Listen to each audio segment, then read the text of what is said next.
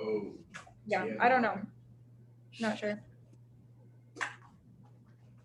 That would be it then. Just that gentleman. I thought there was one more, no? Corey, which is that guy that the guy that worked at, what's his name? Yeah, Corey. But I don't he hasn't been in the class in the past 3 days. Okay. All All right. Two days I think. Because I was not in I took the class on home the other day and I was sick. Okay. All right. Well, we'll go ahead and get started here. Guys, today, congratulations on making it this far. You're in the tail end of your second week of training here at the Vina Agency. And the next 3 months are going to determine the rest of your career. So keep doing the things that got you this far. Keep working hard. Keep giving it 110%. And I promise you this will give back 20 times that before you even lift your head up and take a breath and have time to relax. Now, today, what we're going to be going over is some key items that you guys are going to want to know for your first milestone. Your first milestone is getting released, becoming a benefits rep, spreading your little butterfly wings out of the cocoon.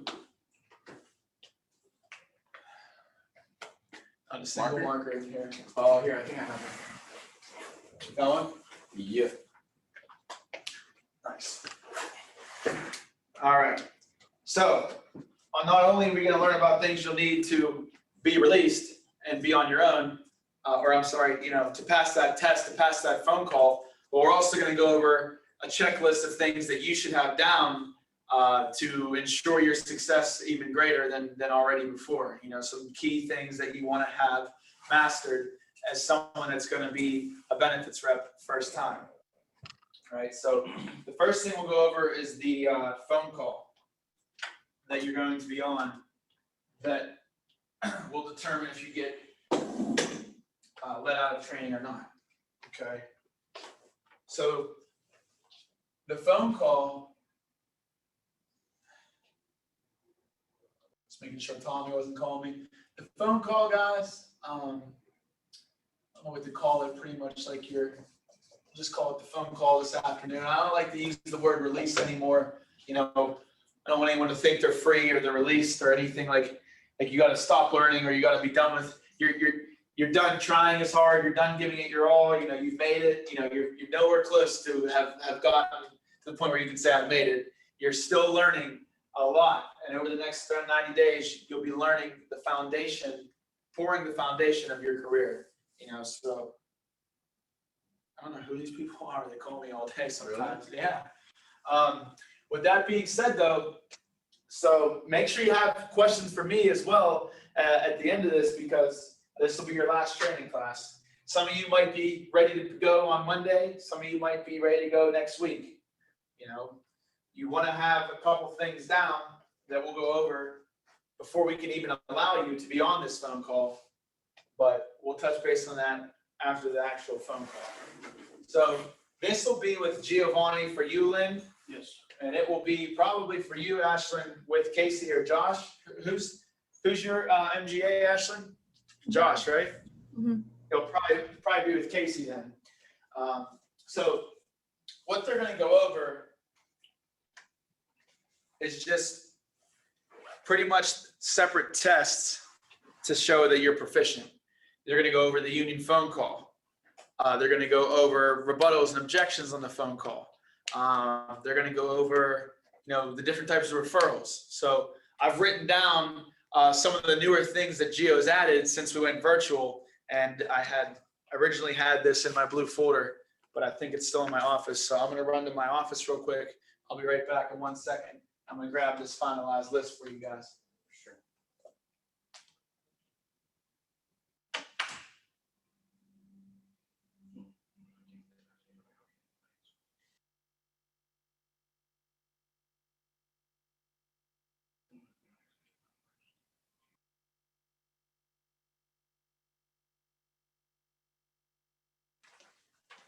So the first thing that they go over one of the first things you want to have down is they're going to be going over like a union phone call, right? So things that they're going to be looking for on this union phone call, for one, you're allowed to have your script out when you do it. For two, they're going to be hitting you with objections the whole time. Why does my wife have to be there? I'm busy on that day. I'm not interested anymore in these benefits.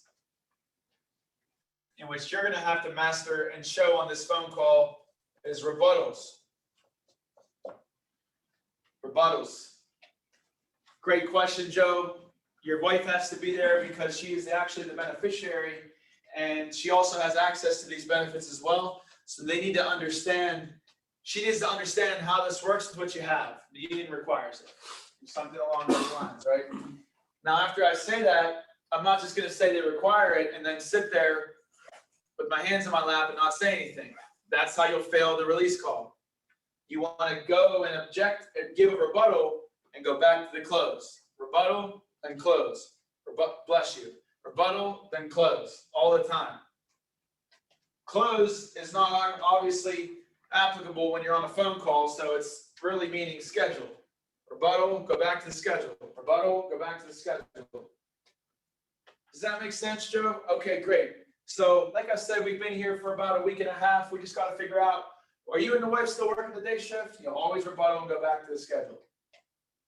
Or it shouldn't be some back and forth call and response little session where you're just going to lose every time. Well, why do I got to have my wife there? You tell him why, and then you're like, then he's like, well, I don't really want, I'm busy. And then you tell him why you're not busy, and he's busy, and then you guys are just, like it's never going to go. You have to have the control. You have to be leading the conversation. That's what they're going to be looking for. The next, is there any questions on this? Before I move on to the next thing. Well, rebuttals, that's what I got to work the most on. Rebuttals. Yes, sir. Getting the script down, Get calling. Yep, you'll be able to have it out. You'll be able to have your rebuttals out too. How about you, Ashley? Any questions? Nope, I'm good. Okay. Control over Zoom. Control over Zoom. How to establish. Also, how to get them on Zoom.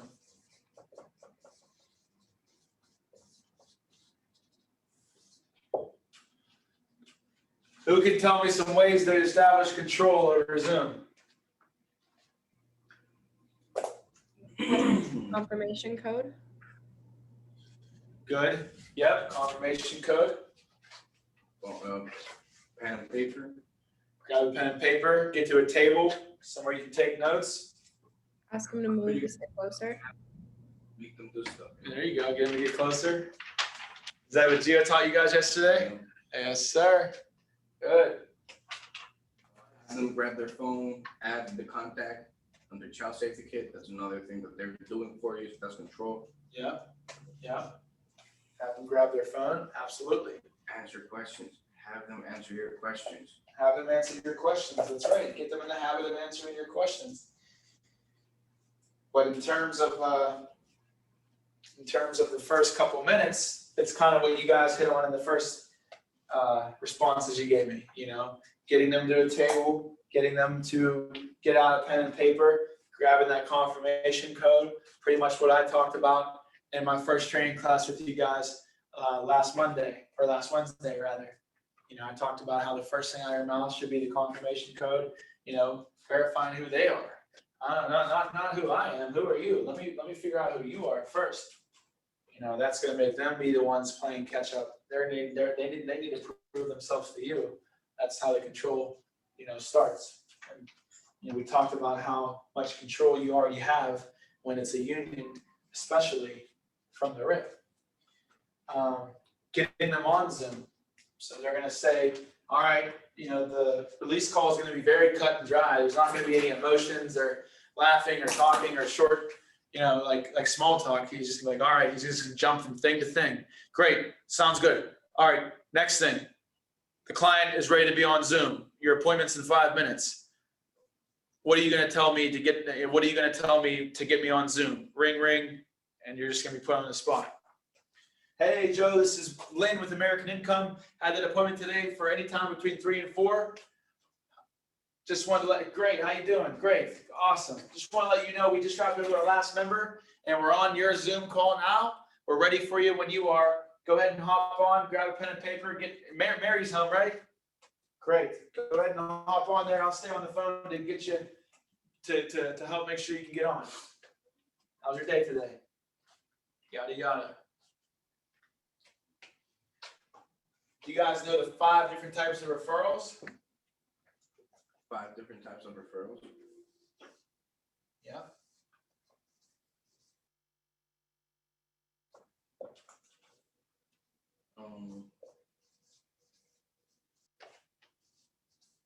Like the 5 different types we look for referrals, or the types of referrals that are out there.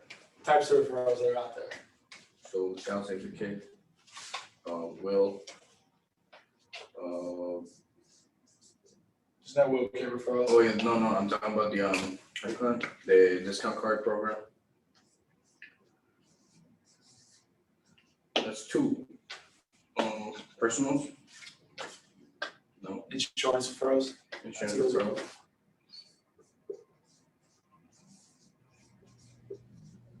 Cold contacts, no, that doesn't fall there. That's not a referral. Full contacts and our referral. No, but you're doing good, Lynn. You got 3. Ashlyn, help him out. Get him to the final. Get him to the end. Can you ask for referrals after like the AD&D, saying like where this is open to other people? That would be, yeah, that would be one of them, yeah. Okay. You can count that. AD&D referrals, I know my team doesn't do those. They should. We just never got it down. The other ones, guys, are contingent beneficiaries. Oh, contingent benefit. The main one, the money maker, the layup, contingent bennies. No one can deny that, especially if they're in the union. I have to go see them for your no-cost insurance. Who do you want to make your contingent beneficiary? I do my VIPs after the whole sale is done. The summary sheet is wrote. The what comes next form has been gone over. You tell them what's going to happen. You solidify it.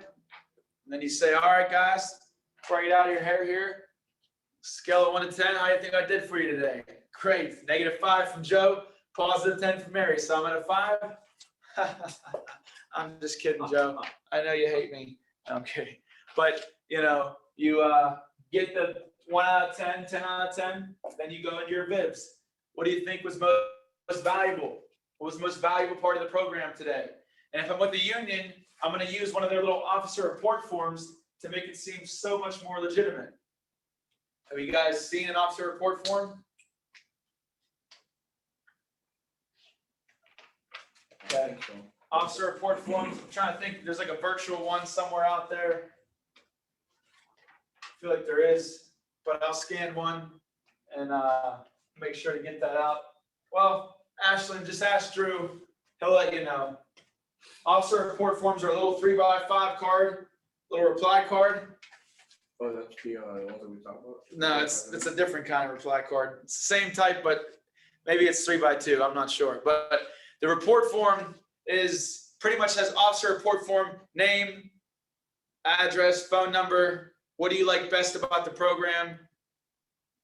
Was the representative courteous? Do you believe the program is of value? And then I think the representative's name goes at the bottom and the local union number. These officer report forms are what we use as backup and evidence when a group is a little bit upset because we've been blowing their phone lines up. Sometimes they think that we're doing more harm than good. But really what they don't know is how much good we've already done because no one talks about the good. So the report forms are what we can use and they should be collected in every union household. So instead of just doing straight up VIBs, I can use the report form, let them know that I'm going to send it back to the union, and just say the same things I would for VIBs anyway. It matches up with what's on the form anyway. And then when you ask them to brainstorm suggestions of people that can benefit from the program, you flip it over and you write it on the back of the form, and he thinks it's like really a union sponsorship that's going on here, and it makes him that much more inclined to follow procedure. Yeah. So, report form, VIBs, valuable. What do you think is most valuable today? Okay. Was I courteous? Check yes. Okay. Do you believe the program is of value? Yes. Okay. What do you think was the most valuable part of the program? Great. Got an important question for you. Who can we brainstorm who can benefit from this program the same exact way that you did today, Joe, whether it's for the no cost benefits or maybe the life insurance at the end, those union rates, or maybe just the education in general? Who do you think that you could sponsor into the program that really wouldn't have access to this, that can take advantage of these the same way you did? Now, I know you said your brother lives right down the street, and I know we're going to be going to his house for the contingent beneficiary paperwork anyway. So while we're out there, we'll make sure your brother's in a good spot. But other than that, who else? Those last two sentences I just said can make you thousands of dollars. That's how you automatically turn a contingent beneficiary. Face is frozen on the TV. That's how you automatically turn a contingent beneficiary into an insurance referral without even really talking about it. They'll always just go, oh yeah, sure. Yeah, other than him, I don't really know. It's like, well, at least I got one person out of this. At least I got one sale out of this, two sales out of this. So. And that's going to bring even more. Exactly. You can ride that out for the rest of the month, for the rest of the year. So contingent beneficiaries by doing the VIBs. And then there's one more called the catch-up program. Catch-up program? Catch-up program. Tomato sauce program. Tomato sauce program. Catch-up. So the catch-up program is on the way out of the house pretty much. You're like probably going to do this after what you just did with VIBs. Say, hey, great, you got my word. I'll try to get a hold of Joe. No guarantees. Union members are my main priority, but I promise I'll do my best to get a hold of who you sponsored today. All right, Joe, any questions for me? All right, I'm going to pretend I'm out the door, or you can't really pretend you're out the door on Zoom, but you'll be wrapping up here and you'll be like, all right, Joe, I almost forgot. You're out of the Carpenters Local 250, right? Oh, okay, yeah. Your union is really honest about this. I forgot to mention, right now, for some reason, Ashlyn, 90% of the people in your union have been filling out the card just like you did, and they've been seen, and they've gotten their benefits, just like you guys did today. Everything's going good. We're helping out a lot of the families. But for some reason, like 10% of the people in your union, we've noticed, aren't getting a response, don't have their benefits. Now, we're not sure. They were saying there was something going on with the pandemic, with the mailing, like maybe all the cards weren't getting sent in, or they were saying something about the ink getting smudged, with the copier and everything. We're not sure what's going on, and who they are, we're not sure of either. It doesn't matter though. What does matter, Ashlyn and Lynn, is what we're doing to combat this, which is called the catch-up program. Your union's running the catch-up program right now. Every time we sit down with the carpenter from the local 250, they have us collecting as many people as we can so that we can cross-check the system with a name and a number. And if they have been seen, we'll take them out of the list and kind of, prioritize the ones that haven't.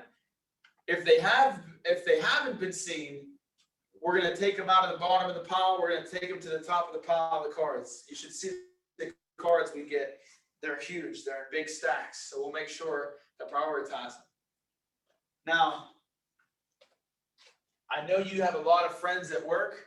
I know when I was in the Carpenters Union, I had hundreds of numbers in my phone for all my guys and girls I worked with on every job site. So easiest way to do this, Lynn, is just to grab your phone and just go through the A's and the Z's, just like we did with the child safety kits. And then that way we can help out as many families as we can. Boom. Yep. You have to say that with a lot of conviction. You can't be a little B right there. You know, you can't. You have to look at him like straight up. This is what it is. It's a freaking problem. It's a huge concern, and I am gung-ho about it. I am very adamant about it, and so is your union. You know what I mean? That way they don't say, or they can't not believe it if you're adamant about it. Like, what are they going to say? Like, you're full of crap? You know what I mean? Like, I don't believe that we need to do that. Like, what are you talking, Joe, what are you talking about? You know, this is like a serious issue.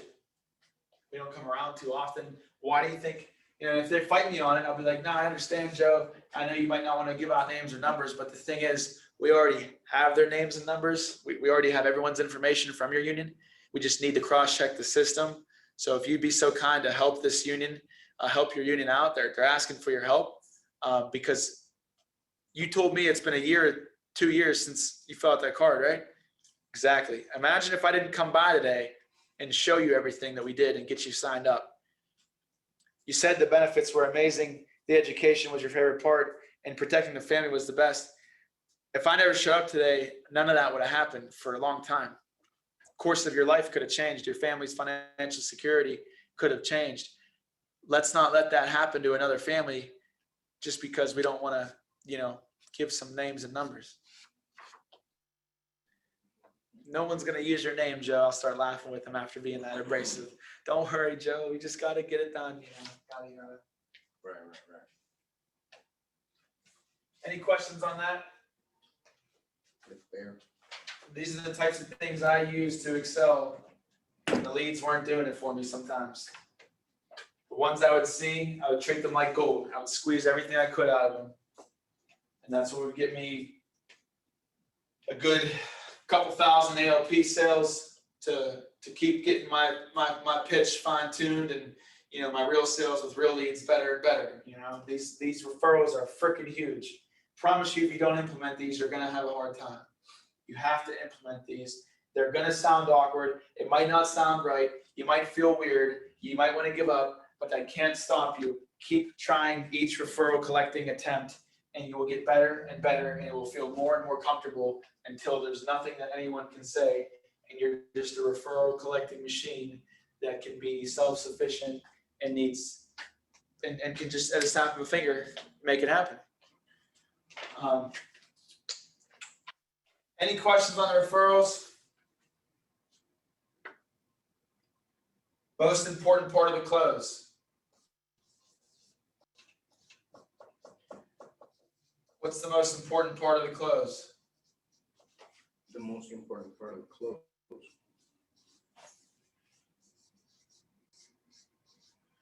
Of the closing process, what part do you think is the most important? I agree with them. Okay. The most important part of the close, have them understand everything. That's probably the most important part of the presentation. Yeah, the presentation. How about you, Ashlyn? I love picking on you.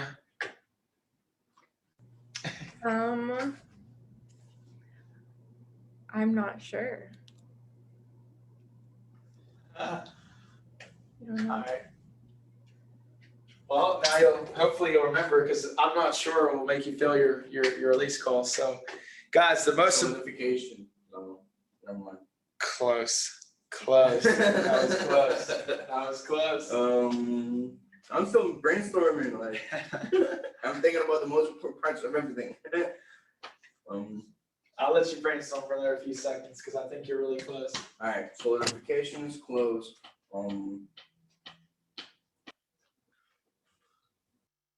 Damn, a signature, like, we need the signature. Without a signature, we got nothing. The check? What The is check. Oh, I man. don't know.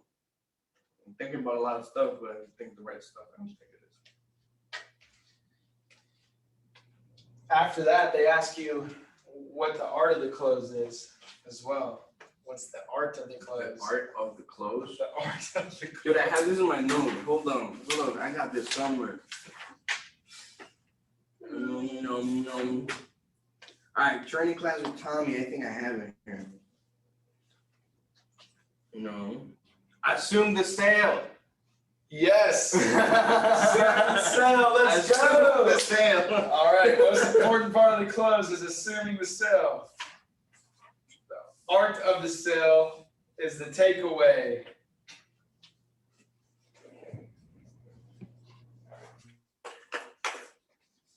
The takeaway.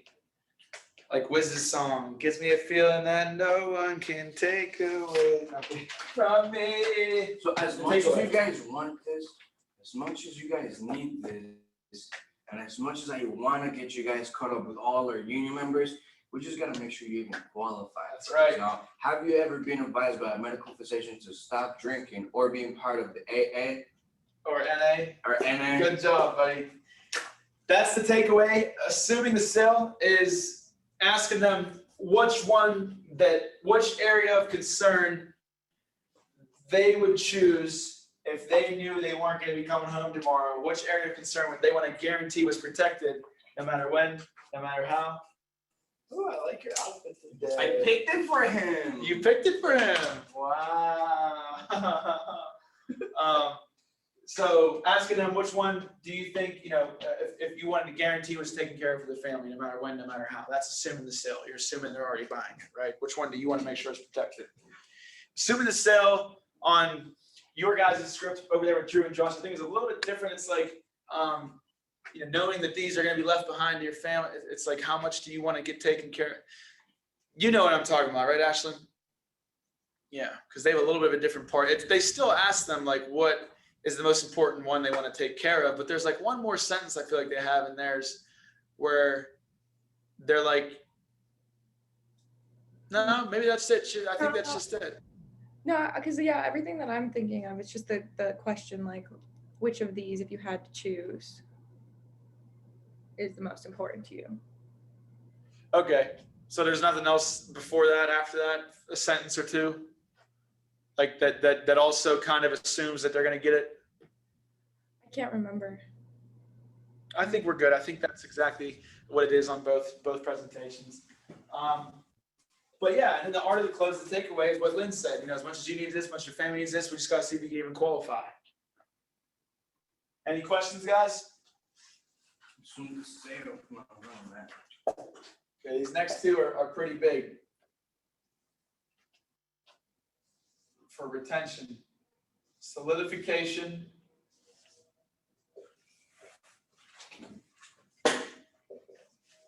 and the rated risk presentation. So he's going to say, all right, I picked an option for option B. It's $125 a month. What are you going to say from here? Go. And then you're going to be like, all right, all nervous. No, I'm just kidding. But solidification, right? It's on your scripts. You have my word. I have your word. All right, I'll tell you what ours is, right? Lynn, option B, great. Great option. Tell you what, Lynn, just want to let you know we can get this knocked out real quick. We'll get you all wrapped up and ready to go and enrolled. Just want to let you know that you have my word. I'll always be here for you and the family. I'm just a phone call away. I don't care if it's a beneficiary change, an address change, or a peanut butter and jelly for little Jimmy. Whatever it is, just give me a phone call. I may not be in the same state, but I'll always be here a phone call away, right? Now, I just want to have your word on the other end, on the flip side, that if anything ever comes up with this policy in the future, good, bad, or ugly, if you have any problems, if I have your word, Lynn, you'll always give me a call first before making any changes? Yes, sir. Perfect. Nice. Right? Great. Awesome. Well, that's, yes. So they'll say, yes, you have my word. And I'll be like, great. Now, also, that $123 a month, Lynn, is that comfortable for you? That's not going to take food off the table, drastically change anybody's lifestyle or anything like that, right? I believe not. Okay. Because what I don't want to, what we don't need is a phone call a week from now saying that you can't afford this, because if that's the case, you're missing the whole reason why I'm out here. This isn't some short-term fix or another bill. This is an investment. This is a long-term solution you're putting in place for you and your family. So you're sure that the 123 is comfortable for you? Yeah. Great. Let's go ahead and get you squared away. Who would you like to be your beneficiary? What's your height and weight? Go right into it. 5'7", 800 pounds. Okay, you can't qualify. You're a Tyrannosaurus Rex. T12. All right. T25 had a T20 like a Terminator or something. Oh my god. All right, solidification rated risk. So that was now you get the app filled out, and at the very end you're going over the what comes next form. And if you have one in person, I just when I was in the virtual game, I just would use my pen and I would just read from it. I'd be like, over the next 7 days, you'll receive a call from like a teacher with like children, for story time. And Wait, good question right there on that one. there's also digital ones too. You can Really? share your screen, yeah, if you want. Because I know that we can't sell to anybody outside of Illinois, and if we don't have a non-resident license. Oh yeah. So do we let them know if anybody asks, you bought this in Illinois, right? Do we let them know that? Because the moment that they say, no, I'm in Oklahoma, he was in Illinois, boom, terminated, and then you're getting a lot of trouble with the AIL.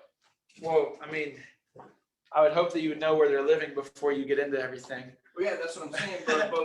But we have to prepare them for the call, because I know that in the call they ask them, where were you taken care of? Yeah, the And sign. they can't say you were taken care of in your state because you were in your state, but I don't have an unresident license there. So you gotta let them know, hey, how do we let them know that we would get in trouble if they don't say they got it in Illinois?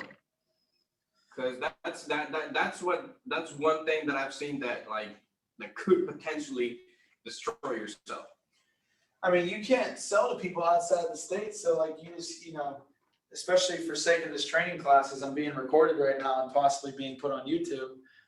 Correct. I won't really get into anything like that because that's illegal. But Just get your non-resident license. That's it. you want to make sure you grab your non-resident license, and if someone really is just living in Illinois but they're in Oklahoma for the weekend, I mean, you can.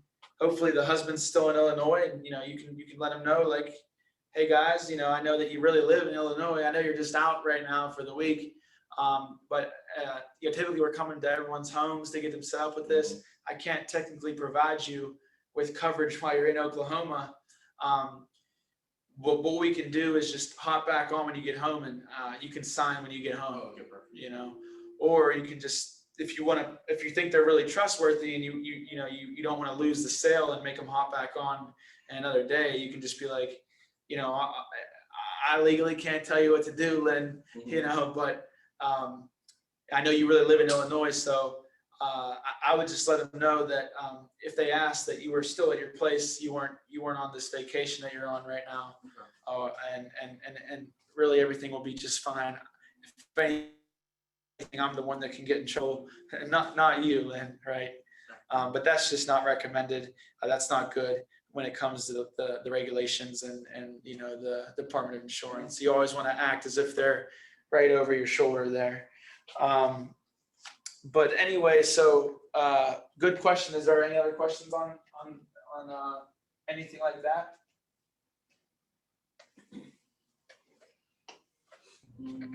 So solidification and rated risk, that's one question that they'll be asking, and it's just like making sure that amount is comfortable for them and that they're not gonna return it in a week. Yeah, solidification is that what I just went over.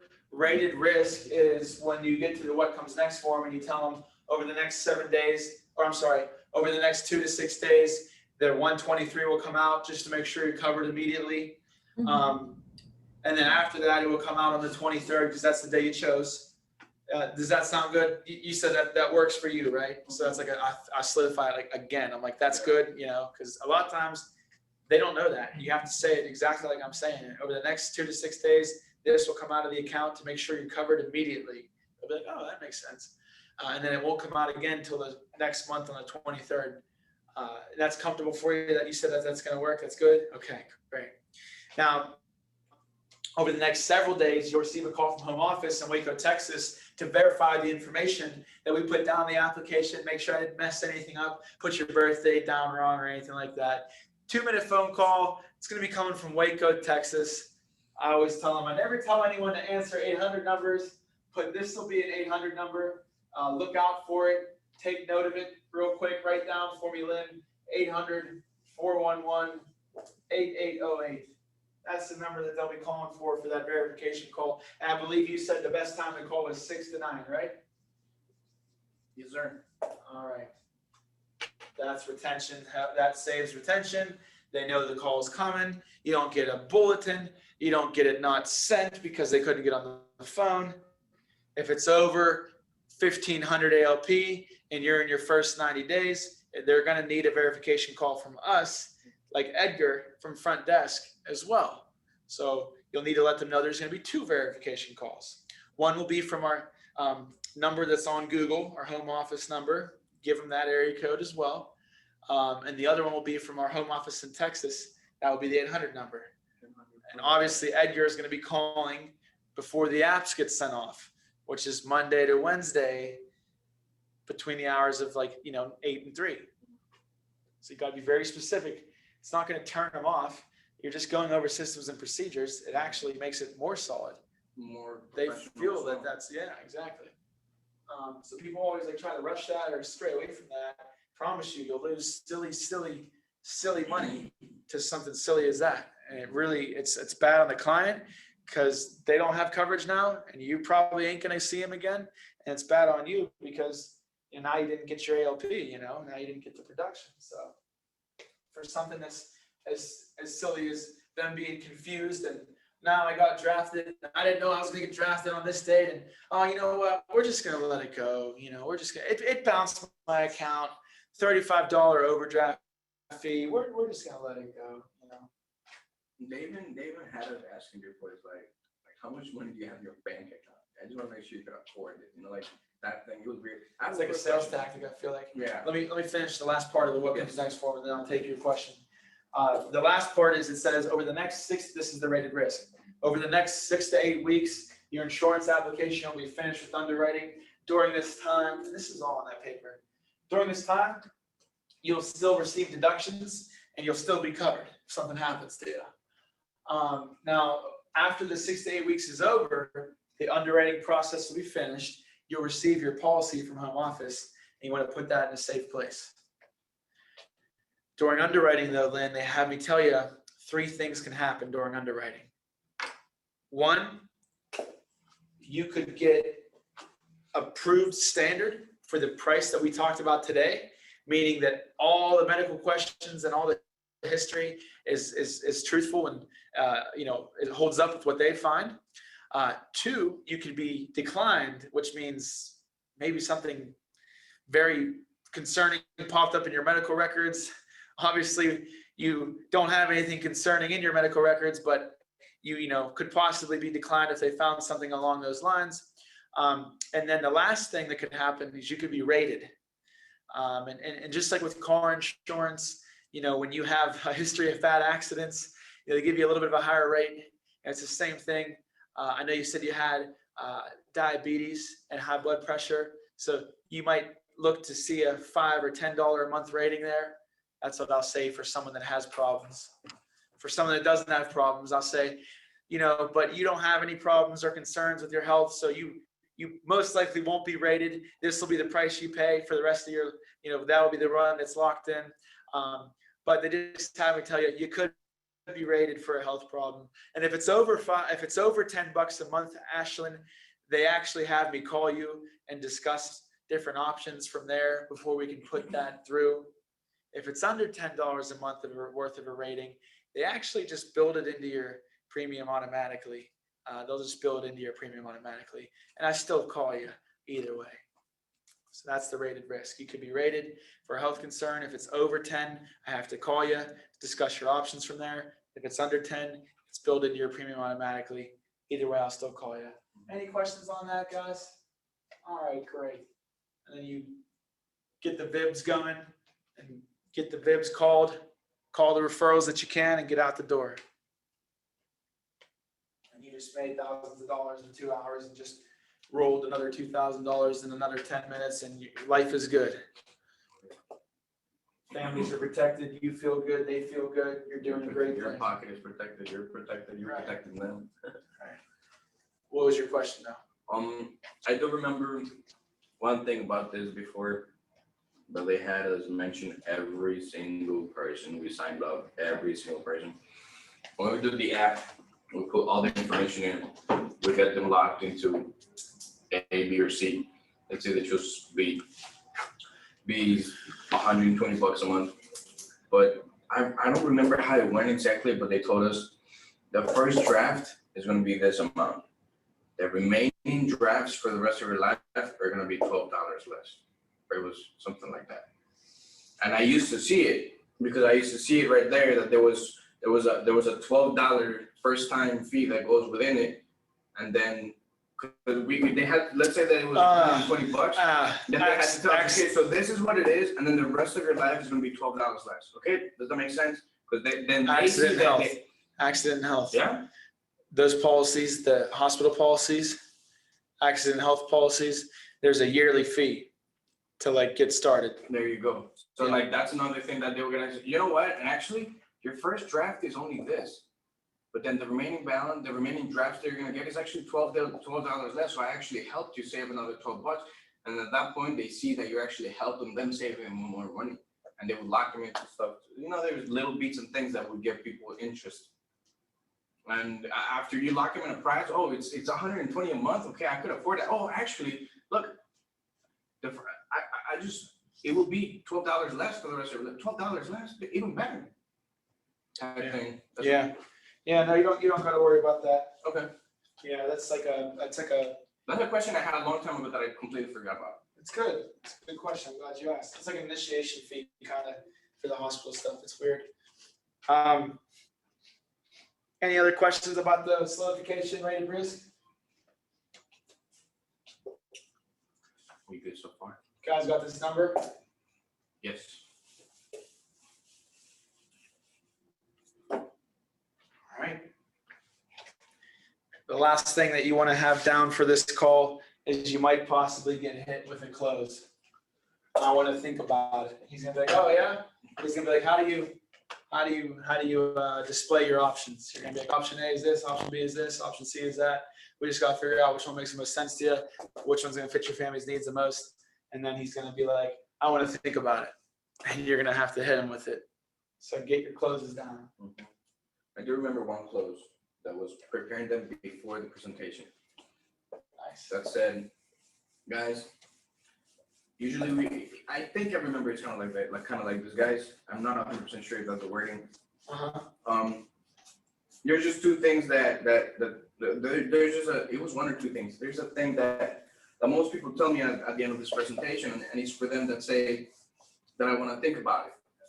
And I tell them right up front, like, I don't want to hear it, I want to think about it. Because when you hear it, I want to think about it, that means you have a question. And I want to make sure I answer all your questions. At the end of the presentation, Ooh, that's good. they would literally not say, I want to think about it. You got a question? Let me answer your question. You want to think about it? That means you got a question. What's your question? I told people, really a lot of good. people actually got really close in that. And I closed like 3 sales on that closing line. That you actually prepared in the beginning. You guys want to think about it? Well, that means you guys just have a question. You guys you have a doubt on something. And I want to answer that question. So there's either two answers, a no or an I want to think about it. And I want to think about it. It's a question you guys have. And I'm here to answer all your questions. Wow, nice. That's good. That makes them proactively. At the end of the sale, they wouldn't say I want to think about it. They would actually say, I got a question. That's like on the mandatory read-off letter, how it says like,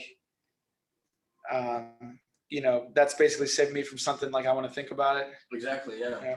So it's avoiding it. In their mind, I already know that you're not going to accept and I want to think about it. This is the question. I don't know if I worded it properly, but we just got to word it right. Like. No, that sounded worded properly to me. Oh, okay, good. Oh, shit. Oops. I have a All question. right, guys, now. Oh, sure. Yep. When would you say that? Like, if you want to think about it at the end, like, that means you have a question? Like when, at what point would like a good, like what would a good point say that? If you poll, because we're gonna go through a lot of information today. So if you guys have any questions, stop me. Maybe there, right? Probably. Yeah. That's a tough question.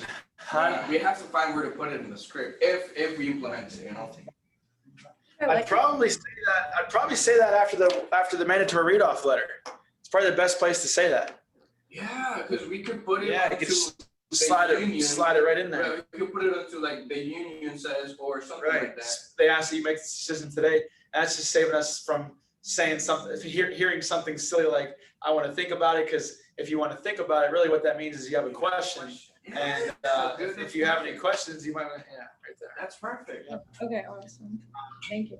So the next thing we're going to go over, guys, is just about like 10 to 15 things that you want to have down for being, an independent benefits rep. And it's kind of like a little checklist that they used to have us really make sure everything was down on the checklist, but we're a little bit lighter with it now. But we're going to go over like, how to handle a single, how to handle a senior, how to handle someone that's uninsurable, any kind of collecting and calling referrals. If you guys have any questions on those, we're going to go over how retention works and how your net to gross works, and how you have to have certain amount of net to gross to keep your bonus, and a few more things. So let's take a 15-minute break. I'm going to head to the vending machine, grab a water, hit the restroom. You guys, whatever you got to do, stretch your legs. Man, my back, my whole body hurts from yesterday. For real, I have scoliosis and a dislocated, actually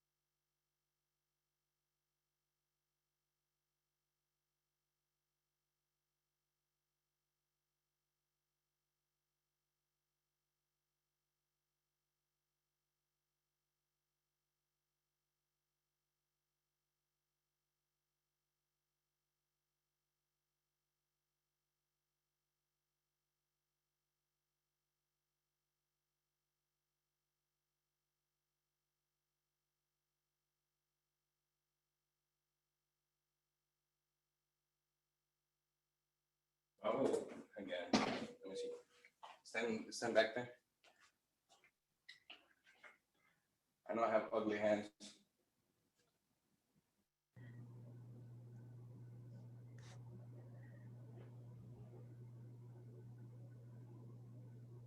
Huh. Wow, he's not focusing.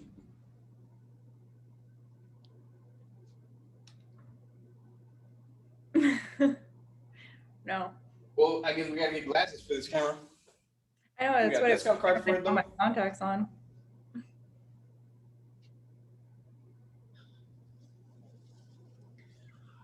I should give you a piece of gum before you do that again. Oh, I think it worked. Did it work? I think so. Everything was clear. Wait. Oh, wait. Oh, Oh, you're good. All right. You're explaining my glasses next. Okay, so real quick, guys, that break went a little bit longer than expected, about 10 minutes overtime there from the 15 I talked about. So got a little nice break. Some things to get down, guys. Of course, you want to have all the closes down. You want to have your I want to think about it down. You want to have your I can't afford it down. The more time that goes on, you don't have those down, you're just delaying the inevitable. You're delaying the time where I don't care if you're closing people without having to do closes, it's gonna come. That family's gonna come, and you're gonna feel really upset that you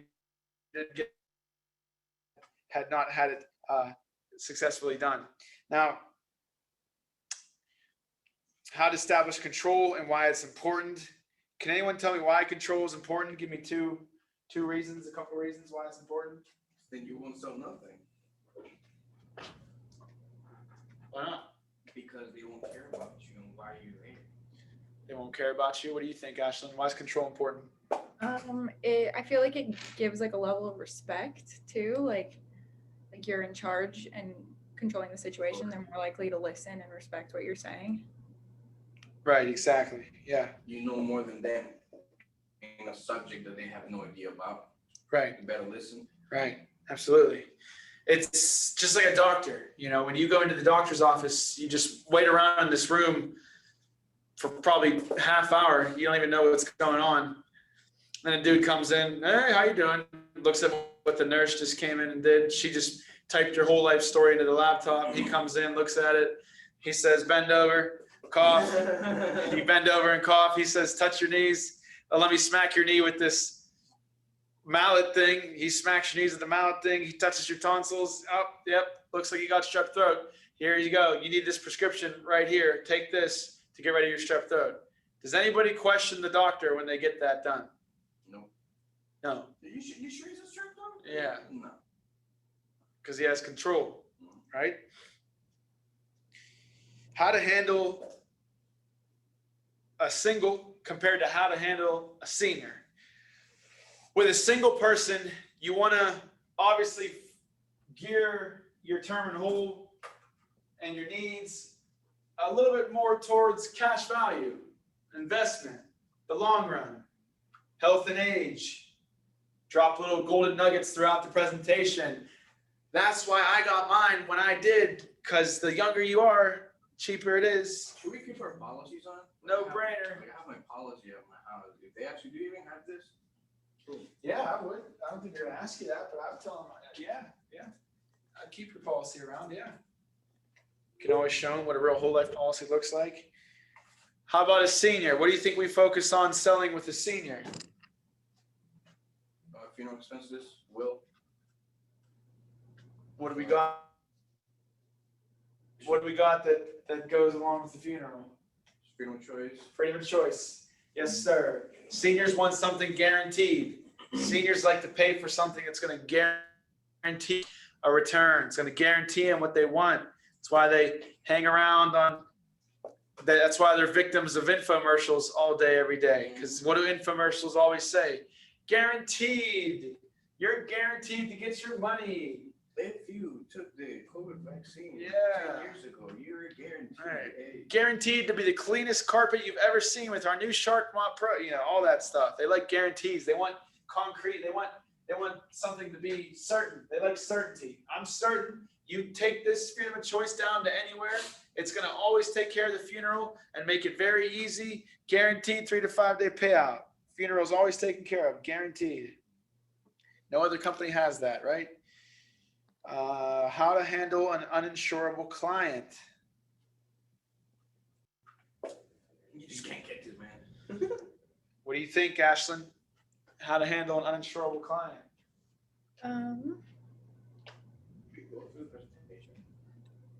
I have no idea actually. How about you? No, that's what I'm saying. Like, if it's uninsurable, should we still go through the entire presentation? I mean, where would you find out that they were uninsurable? Report, the discount card, Report the discount card and medications they're taking, because if you're from the taking discount card, medications, drug plan. that's in the beginning. Yeah, which ones do you take? I might be able to help point you in the right direction. Exactly.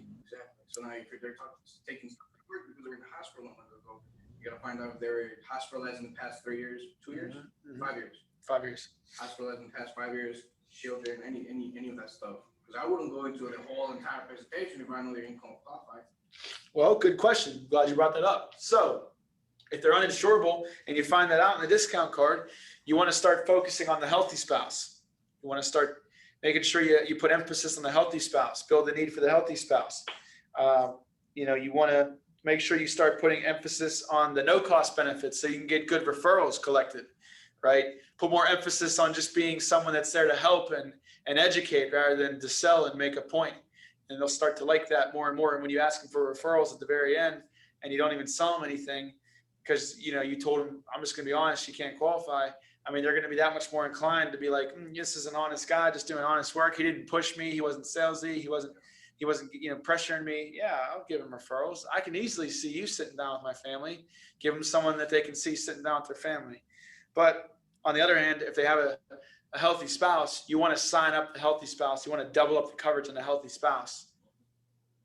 Up until age dang near 40. Dude, there's something wrong with the market. There's something wrong with the boards out here. You use a market and a board, the board dries it out. Up until age 40, the $100,000 Select Life policy, if you go in your rate book, it's going to show them a cash value at age 65 is like 30 G's, like at least 20 grand and above. It's like 20 plus K. But which was select life? $100,000 Select Life. Not to What's the cash value at 65 for a 40-year-old? Should just show you right there in the column. 65. 40-year-old. We look at. Wait, CV or CV, cash value, yep. 30,128. 30,000, and that's at age 40, right?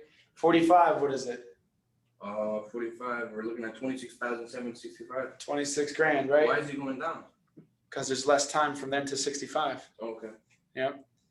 But same time though, that's just 65. Joe's gonna die in his 70s, right? So they're gonna have even more cash value by the time their unhealthy spouse actually dies. You're gonna have, unless you're grabbing this thing, even if you grab it at age 50, there's still probably gonna be 15, 20 grand in there at 65. 65 is nothing. 50.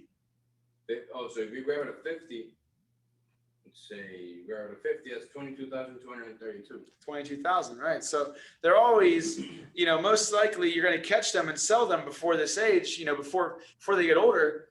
Wait, so how does Select work? I'm sorry to interrupt. Select 100,000. That's for seniors. Whole life. That's just whole life. That's just whole life. It's just different tiers. Oh yeah. The Select. Executive, where you choose preferred. Okay. Mm-hmm. Now I know where I am. So, that what I'm getting at is if Joe can't qualify because he's had 3 heart attacks and he's not even going to qualify when he's a senior either. I mean, pretty much no matter what, even if he can qualify when he's a senior, that's a far time away.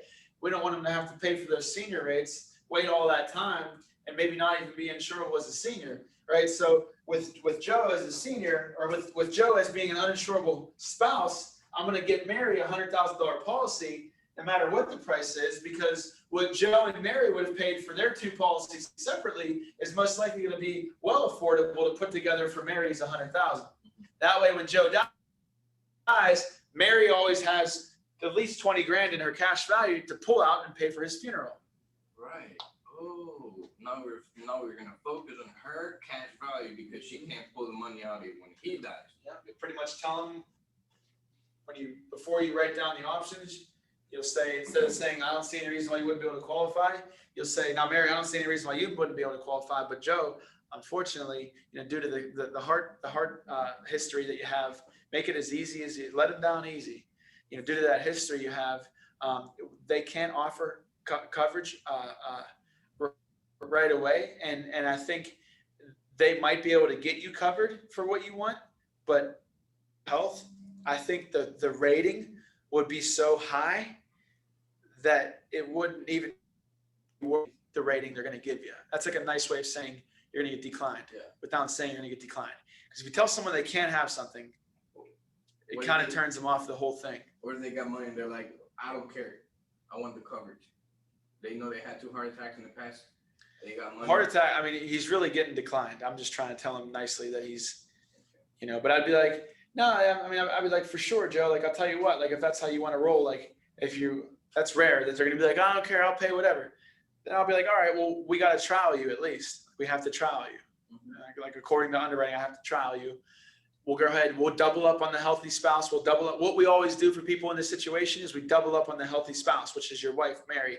We can get her a bigger policy. So remember how I said your policies grow cash value, Joe? Yeah. By the time you're older, let's say your trial doesn't go through and you get declined, and maybe no life insurance company wants to cover you at all. Just because you got Mary a bigger policy today, she'll always have enough cash value in her account to take out and pay for your funeral once you do pass. And then what happens to her policy after she does that? Well, as long as she leaves a couple $100s in her cash value, the policy will still stand. There'll just be a loan out on the policy for 20 grand. And when she dies, she'll only get 80 instead of 100. That's all. So you guys split it into 2, Right. Like Mary still gets 80. You still got your 20. Yeah. And if he wants to get really technical and say, well, isn't there interest on that 20 grand loan? Yeah. I mean, she's 65, 75, 70 years old. Like, if you're dying, she's probably close to dying too. So what are we really talking about? A few years of interest? 8% of 20 grand? $1,000 out of the 80, $75,000 out of the 80. 73 out of the 80. Exactly. Spot on. Sometimes people are so concerned about the interest rates. Like, we're talking 8% on, let's say someone takes out 10 grand. 8% of 10 grand is $800.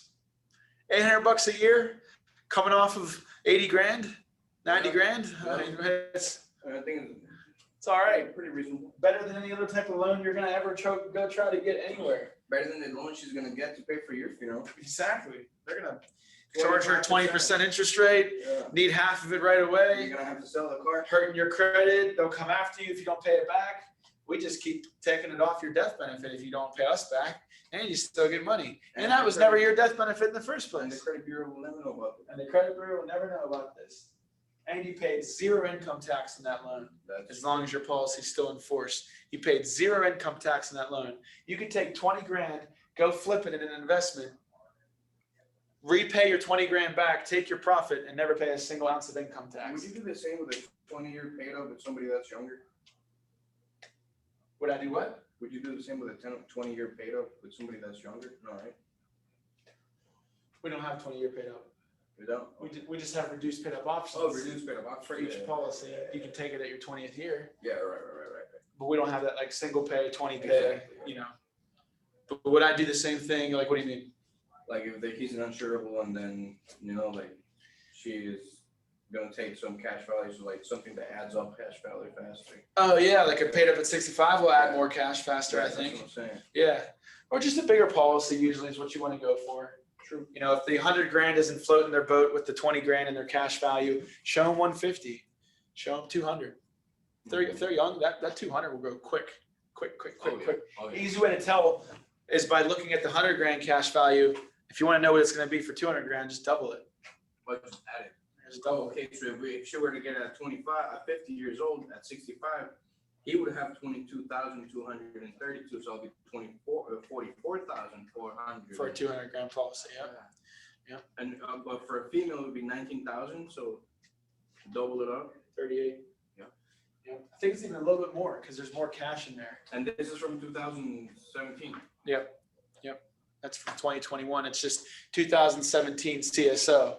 That's what all the life insurance companies, that's like the 2019 rates. Yeah, that's like the mortality chart, the 27. That's like the last time they updated their mortality, Rates, chart, yeah. rates and everything, cause of deaths in the U.S. and everything like that, risk pools, stuff like that. It's from 2017, and that's why the prices went up and the cash value went down. Unfortunately, we had one that said 2001 CSO, and the cash value on that 100 grand was like 8 grand higher.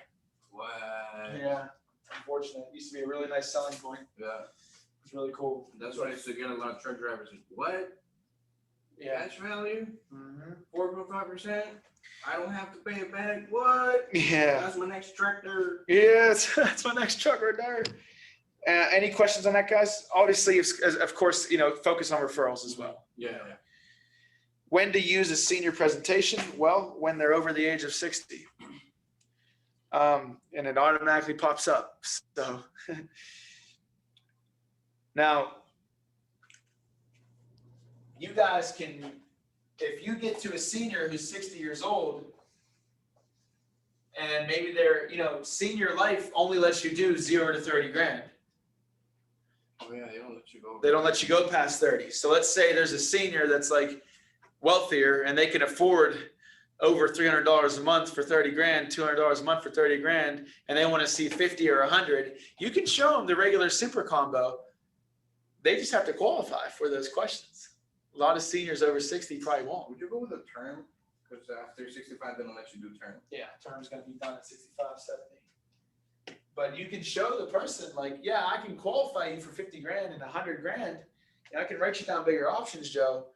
But you can't have like a lick of anything wrong with you. I won't say that to him, but I'll tell him like, I'll proactively do this in my mind. I'll be like, this dude wants something big, Like you have to have no medical issues. Yeah, like I'll ask him like the regular super combo questions and make him feel like it's the senior one, and they'll feel like it's more hard to qualify. They'll feel even more The senior entitled. has only like 10 questions, right? Yeah, it's like 7 questions. Yeah. And you can pretty much be dying and qualify for the senior one. But, for the regular one, if as long as you don't have anything besides like high blood pressure, you're pretty all right, but like diabetes, maybe asthma is probably okay too. But like certain things after 60, if you try to get them some regular whole life, the underwriting team is looking at them tough as hell, so it's almost like not even worth it sometimes if they do have some problems, because they're just going to be rated or declined for something very small, so if they're perfectly healthy and didn't answer yes to a single one of those questions, right click the applications button on eApp, hit add form, and just add the super combo in there, punch his name in. But now, since he's over 60, guess what? They won't let you choose 0 to 30 on the regular super combo. They'll only let you do 30 plus. What? Wait. Yeah. They only let you do 30 plus in the super combo? If you're doing it for a If you're doing it 60-year-old for a plus. senior? Yeah. They won't let you do less than 30. No. Automatically, they have to go with the senior policy. Exactly. Wow, Yeah, okay. spot on. Yep. And the price ain't that much different, even if you could go with regular 30 Right. compared to senior 30. We're talking like $20 more for senior. And they're qualifying with like mad problems. Sometimes the rating they would have got from the regular super combo would have been higher than what they would have paid with no rating for senior. Even if they smoke, they wouldn't win. Yeah, exactly. Oh no, if they smoke, they'll be all right. Yeah. For the regular one, yeah. Shoot a text to your managers. Always ask them, hey, you think she can qualify for regular? But that's only typically seniors don't have the money to be throwing out more than what 0 to 30 costs anyway. That's true. Yeah. They're on pension. Nor do they need more than 30 at that point. If they're not in the next 10 years, then Yeah. 10, 15 is going to be just 12 grand, 15 grand for a funeral. Referrals, assuming, collecting, calling, selling, ruling, giving the client a homework assignment to get them talked to. Does anyone have any questions on that? You want to hear me do one or something? Sure. Yeah? Which one?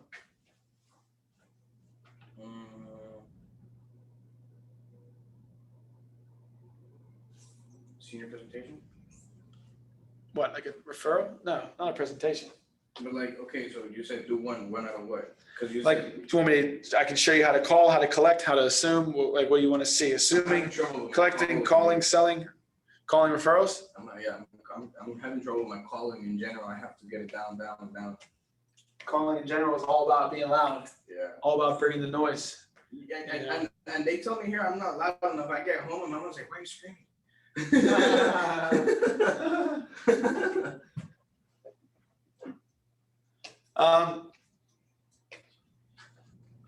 What do you, I mean, I work with you all day in the phone, so we can fix that, but just know if you guys, need to see collecting or calling or setting of certain referrals, they're all on YouTube.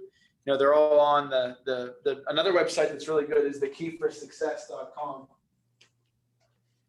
Someone named James Kiefer, who was on Tommy's RGA deal in Pittsburgh, made this website and put like everything down on there. Thekeyforsuccess.com.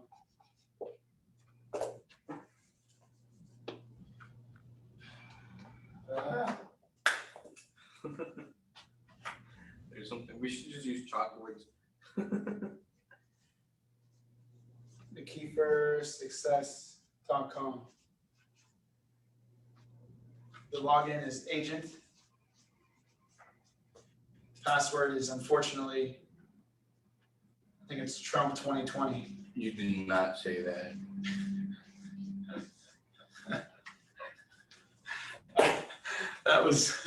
That's James Kiefer for you. Wow. The entrepreneurs of this place. See if I can go back to the text. But Oh, so it's the key, not key, it's the key. it's his last name, the Kiefer. I wrote it wrong then. I wrote the key for success. Yeah, it's Trump. Oh, no, it's guest. It's Oh, guest. thank God, Lord. No, Jesus the password. Christ. No, the password's still. Oh. Okay. It's capital. It's guest. Is the username is guest. GUEST. The password is Trump 2020 with all capital letters. Sorry to anybody that's That's okay. It's okay. You'll survive. Agent, then Trump 2020, right? Guest. Oh, guest. Guest. You'll find millions and millions of dollars worth of information on that website. Millions. Simon Arias, Marcus Smith, other successful high-performing state directors doing their very own workshops on referrals, how to collect them better, POS, closing, rebuttals, everything. Everything is on there. This training checklist is on there. Release call study guide is on there. You should be indulging in that every day on the way to the field or every night on the way home. You should be taking something from there, 100%. And then other than that, you have YouTube, Tommy Vina's YouTube. Just Google Tommy Vina, and there's a whole 48 videos from when he was at Arias. Again, a lot of great stuff from Simon, all kind of stuff on there as well. A lot of them are recordings that are on the Key for Success, but they're actually videos on YouTube. So great stuff on there for sure about calling, collecting, assuming referrals, homework assignment. Must have 50 referrals on the laptop before you can be released. What? You and Marvin got to collect 50 referrals before you can get released. That way, when you get released, you can have 50 referrals to go mess with. Well, I have 3 people that I'm talking to, my landlord. Just do it from the house. Yeah. 5 a house, 10 a house, 5 sits, 10 sits, you're done. Yeah. How to fill out an application. How many times have you guys taken a nap in the home? In a home? In a presentation, how many times have you done an application? Before a bunch, but not lately. Not now? Not once? I did the 2 homeworks that you told me. Then the presentations we went to do with Marvin, the guys didn't show up. I mean, they didn't even open the door. You remember that? Keep doing the homework assignments. I got more for you. Ask me at night. I got more apps I can give you. Sure. And then there's also a schedule that he's supposed to be having you on where he gives you a different homework assignment every night. Most of them are from the Key for Success or YouTube. Okay. but you want to make sure you fill out the application like 40 times. Like just do like 20 to 40 like rough drafts of the homework assignments. I have ones that have diabetes. I have ones that have depression. I have ones that have an uninsurable spot. All kind of examples I can give you. I filled a bunch of those. So I should Good. be I'm somewhat familiar with that. You know? Get used to sharing your screen with virtual too. All right, guys, I'm gonna share my screen with eApp. It's kind of tricky sometimes. The video's cut off, the rest of your computer's power. So you have to like skip past a certain amount of videos before you can get back to.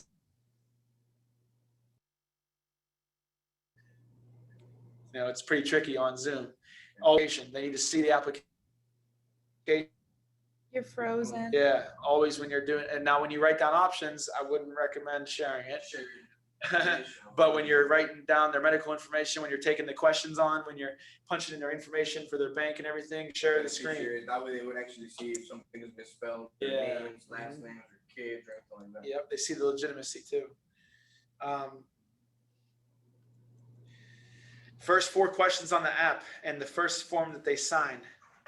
What are the first 4 questions on the app?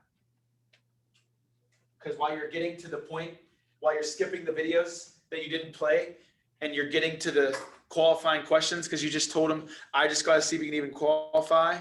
Like there's a dead space between that. That's when you want to be having those memorized, so you can be like, okay, skip. What's your first, and hit it with the time. Mhm. Have you ever been advised by medical physician to reduce your consumption of alcohol or being part of AA? Or did I knew the first 15 by heart? Good. Know the first 4 by heart. AA, NA, any alcohol consumption, control below your alcohol consumption. Second one's any DUIs or moving vehicle violations, yada. Third one is, have you had, any kind of street drugs not prescribed by a doctor? Fourth one is Should we go into each drug? Some No. people would be like, no, boat racing, motorcycle racing, car racing, scuba skydiving, Skin dipping. skinny dipping. Yeah, they'll laugh at that. Yeah, scuba skydiving. What's skin diving? Well, it's when you. I don't know, Mary. Actually, I used to tell them I really didn't even know until this one family was like, "That's when you go scuba diving like naked." I was like, "That's freaking weird."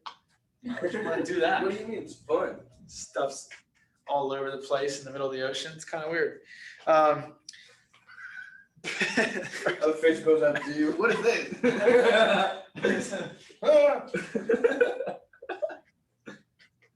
But anyway, know the first 4 questions. What's the first form you should have them sign? HIPAA. No. Try again. What's the first form they gotta The sign? electronic, Signatures. Electronic application disclosure form. Good job. Woo! Look at you. it's a little blurry again, but it's okay. Do you guys know how to list medications on the prescription addendum, the prescription questionnaire? It'll just have a big blank for you. It'll say explanation of medication. Do Or the name and the dosage you'll and put how much time. Adderall, Yep. 20 milligrams, Daily or 1x a day. Try this one.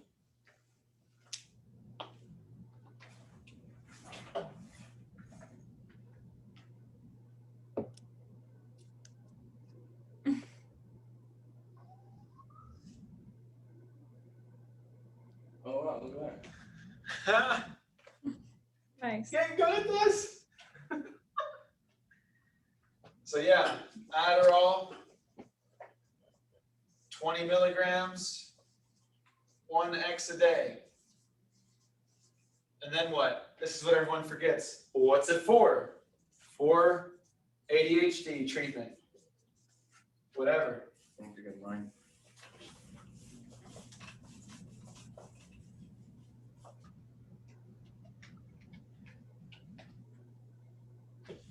The more information you give on a questionnaire, the less the home office is going to look in, the less underwriting is actually going to look into everything.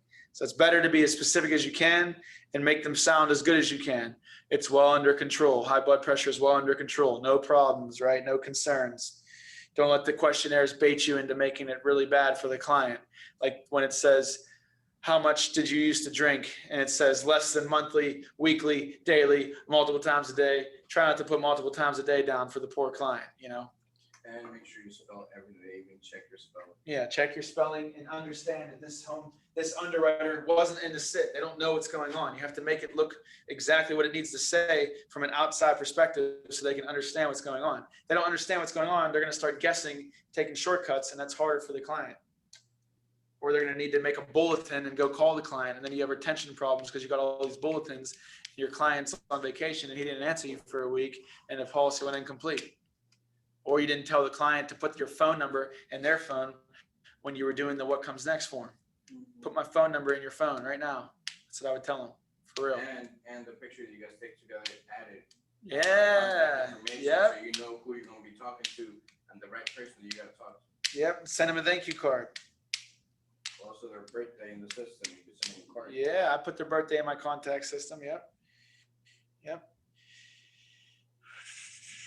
How to handle a globe lead. Globe lead? Globe Life gives us leads. Yeah. Basically, you know, you call them as if you were going to call a regular union lead, but you don't have the union card to go through. You just say, hey, this is Vince Masseri with American Income Life of Globe. Just calling about a request for more information on some life insurance that you had turned into us. I just need to verify the information that's on the card and I can get you off the phone here. Yada, yada, yada, yada. Okay, great. Now, Mary, did they ever go over with you? Has anyone ever come out to deliver any of the information that you need to know about, like, you know, what policy to choose? Or has anyone ever come out there to discuss options with you? No? Okay, great. Well, I'll tell you what, that's probably exactly why they have you on my schedule, because Globe Life has no field representatives. They just do stuff through the mail. So when somebody wants some special types of insurance like you, they give us the card so we can take care of you. I'm with American Income. We have field representatives. We're a unionized subsidiary of Globe, which is actually pretty cool, Lynn, because that means you're going to have access to some union negotiated rates. But the only problem is I'm slammed. We've been in this area for about 10 days now, yada, yada, yada. What's a good time to come see you? Not always going to work, but that's kind of the approach. Yes. Difference between a union and association, a credit union and child safe. Okay, I should know that. Associations are like Firefighters Association of America, of Illinois. You know, the Nurses Association of Wisconsin. We've seen a couple of those types of leads.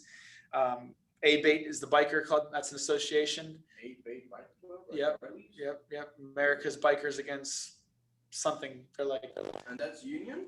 That's an association. Oh, association. Okay. So that's the difference, right? Association is like a group, like a VFW. You pay dues every year. You're a member of this group. That's like what associations are. They get cool incentives to be a part of that group. And what do you know? American Income's for no cost benefits just happen to be some great incentives for them as well. Obviously, the head of that group saw value in booking the contract with us, just like the union leaders did. A union is obviously a union, a labor union, where everyone collectively pays dues, and in return for their dues, they get collective bargaining agreements,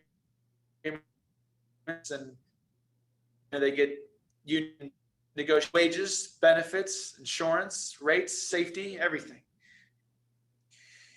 Credit union is same thing as a union, but without the labor time, the labor thing. You know, credit unions are, you know, a bank that is member owned by its members. You know, your $50,000 in your savings account is another dude's mortgage loan.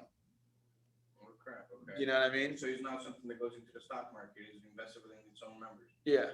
All right. Yep. So, and then they get incentives too for being, you know, members. They pay a yearly fee, they have meetings, and they get cool lower interest rates on car insurance, all that good stuff, you know. Credit union gave me a free phone repair once a year. I got a $300 screen replaced for free. What? Yeah. How cute. Child safes, you know what child safes are. How to handle objections at the door, don't gotta worry about that. Know the agent playbook. Walk yourself through the entire agent playbook. It's in that zip file I gave you. Takes at least an hour. Put an hour aside to go through that playbook, and you're going to come back out of that hour with a lot more knowledge and a lot more little tools in your tool belt. Which one is it? You said? It's an agent playbook in that new agent zip file I sent you. New agent zip Yep. Because you were here and you didn't have it, and I sent this big zip file to you. Pension stuff. Okay, so Hubel's 5 things for enthusiasm. We went over those in the first workshop together, guys. agent zip file right here. Power phrases, 3 times people think about life insurance, etc. First one is, and somebody, somebody, yep. Power phrases are like, what are some good examples of some power phrases? Left down on that. Power phrases, like there used to be one where you'd be like, hey, Joe, if you went down to the job site tomorrow and the boss said, hey, we're doing so great, we're actually going to give you 1 hour more of work every week. You're going to have 41 hours in your paycheck instead of. You wouldn't be coming home, buying a Ferrari, booking a trip to Vegas just because you're getting 1 more hour, right? Okay. Now, on the other hand, if you went into work and the boss said, "Hey, things are getting slow at the mill. We gotta lay you back some hours here. We're gonna only have to give you 39 hours this week. You're gonna need to leave an hour early every once a week. You're gonna need to leave the job an hour early because we gotta cut some hours." Okay. Even when you did that, Joe, you wouldn't be coming home, shutting off the cable bill, pulling out money out of your retirement, yada, yada, yada, right? You wouldn't be taking food off the table, shutting down this, that, and the other, would you? Right. So that puts them in the mindset. Selling your cars, canceling your member, yeah, all that, right? No, I wouldn't be. Exactly, Joe. That's the way our union members looked at it when they created this program. Whether you were losing an hour or gaining an hour, either way, it didn't matter. It wasn't going to affect your lifestyle. But if that same hour every week could protect your family and cover all these gaps on this pie chart forever, would you say that that's worth it? Well, yeah. I mean, what are you getting at? What I'm getting at is you make $30 an hour. That's $120 a month, and I can get your whole family taken care of. Not break it down into numbers. Not to say I'd tell him like that's what I'm getting at, but people usually just say no, it wouldn't make a difference, and I'll be like, okay, and I'll keep writing down the options, and I'll be like, okay, that's how the union felt as well. That's what a lot of our members would say. That's a power phrase, right? 3 times people think about it. Managers. At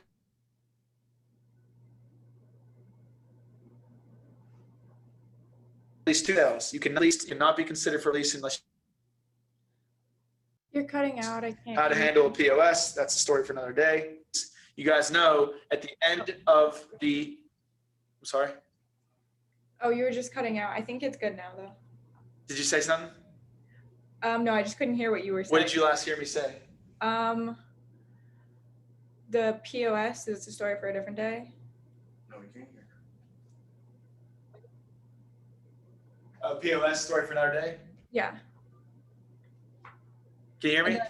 I missed like a little bit. The last thing you heard me say was POS. Yes, but I missed a little bit before A little bit that. before that. Yeah. Before that, I said know the agent playbook, and then power phrases. 3 times people think about it. Yeah. 5 things for enthusiasm. But it says managers must also, you probably missed was your manager must witness your trainee do 100% of the presentation on at least 2 sales. Okay. Yeah, I didn't hear that. Yep. How to code leads. So your leads, you're going to get 100 leads for your lead pack, your release pack, right? When they're on your schedule, because you set them on your schedule, they're going to stay on your schedule until 12 p.m. midnight. When your day is done, go back to Impact, go to your schedule, and resolve them as accordingly. Presentation no sale, presentation sale. I wouldn't resolve people I wouldn't do refused appointment, because that's just going to take them out of the system. And I don't want to really do that because someone else can get them in their lead pack next month and probably get them booked if you didn't. So presentation no sale, presentation sale. I mean, you can resolve them as refused appointment. Tommy will put them back in another pack. Probably the only one you don't want to use on Impact when you hit resolve is the do not contact one, unless they're extremely upset. I mean, extremely upset. No matter who calls them again, they're going to lose their shit. And then that's when we have bad problems with the union, and one person ain't worth the whole group. Put them on the do not contact list. I told you guys 100 times I wanted to be placed on the do not contact. Y'all keep calling me. He's like having a heart attack. Joe, at least try to tell him what the benefits are. Shoot your shot. If it still doesn't work, sounds good, Joe. We'll put you on the do not contact list right now. Thank you. And then 2 weeks later, they get another call. No, they honestly shouldn't.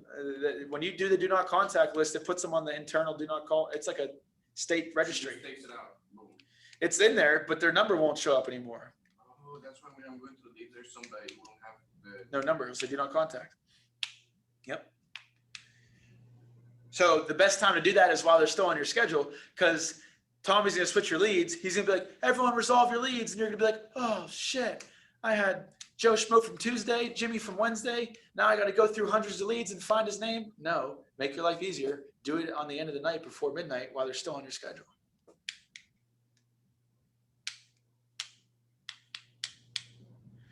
Solidification, rated risk, the importance of good retention. Okay. This and then policy mods and the underwriting field manual is the last touch base on. It's all we'll have time for.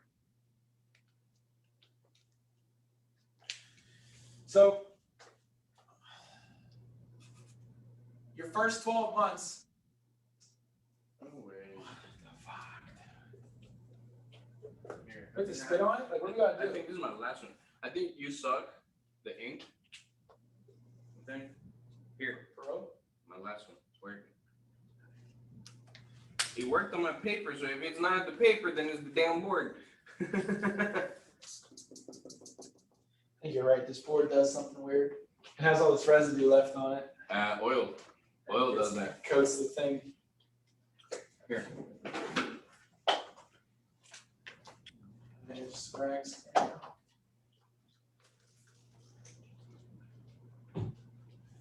It's $5 to clean your windshield, sir.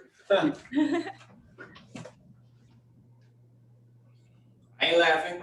Oh, what are you talking about? All right. Thanks, Lynn.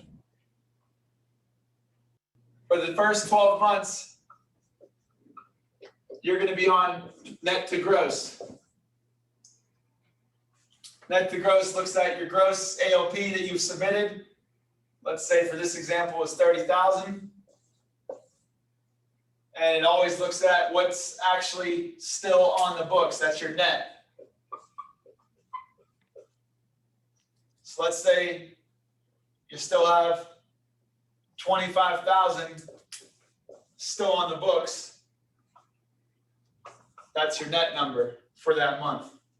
Every month, they're going to look at that, and the percentage is going to be your net to gross percentage for that month.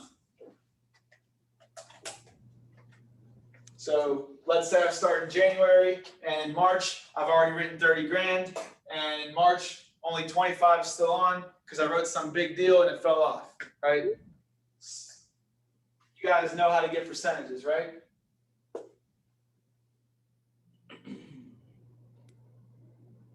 $25,000 divided by 30,000 is 83%.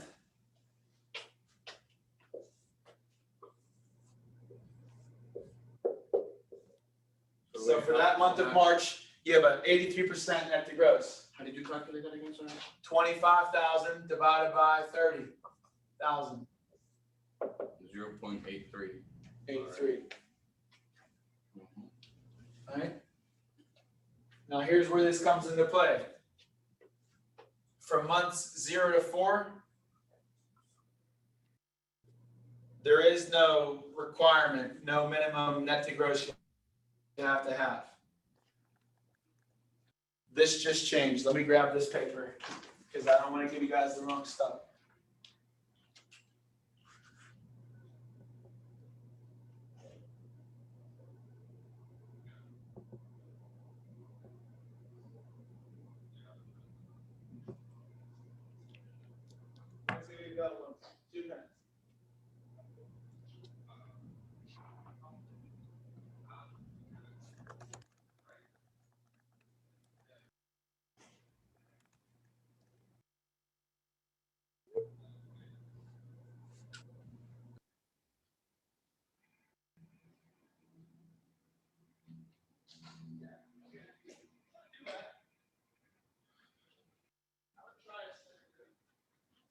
Señor Lee, Yes, sir. ¿tiene su cargador?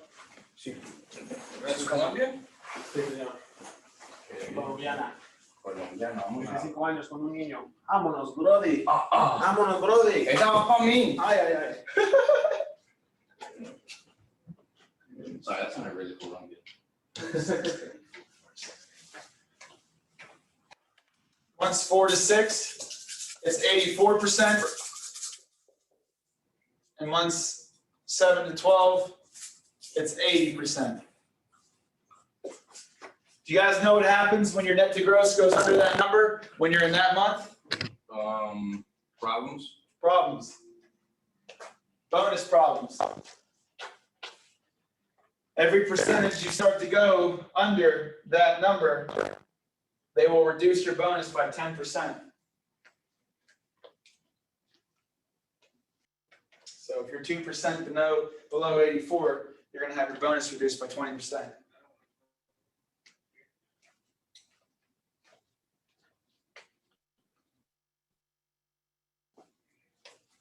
You'll start to pretty much lose your bonus. You only get your advance. Because of retention? Yep. You go beneath 73, Then they take money out. they're starting to take your advance. They're starting to lower your advance. Because all you're doing is signing people up, and all they're doing is paying you several months in advance. And then these people aren't even making it past their first month. The company's now losing money, and you're now in debt to them. That's why they start to take, lower your advance, everything like that. Now, when you fix your retention, you'll get all that advance they held from you back. You get it all back besides the bonus. It's easy to lose it, but it's hard to gain your retention. It is. One deal, pretty much. You lose like you need to write like 3 deals to replace one. And they can't fall back. So after that, you're on retention. 12 plus months, you're just going to be on what's called retention. And retention is always looking at like a rolling 6-month period. So it's always looking at your 6th to 12th month.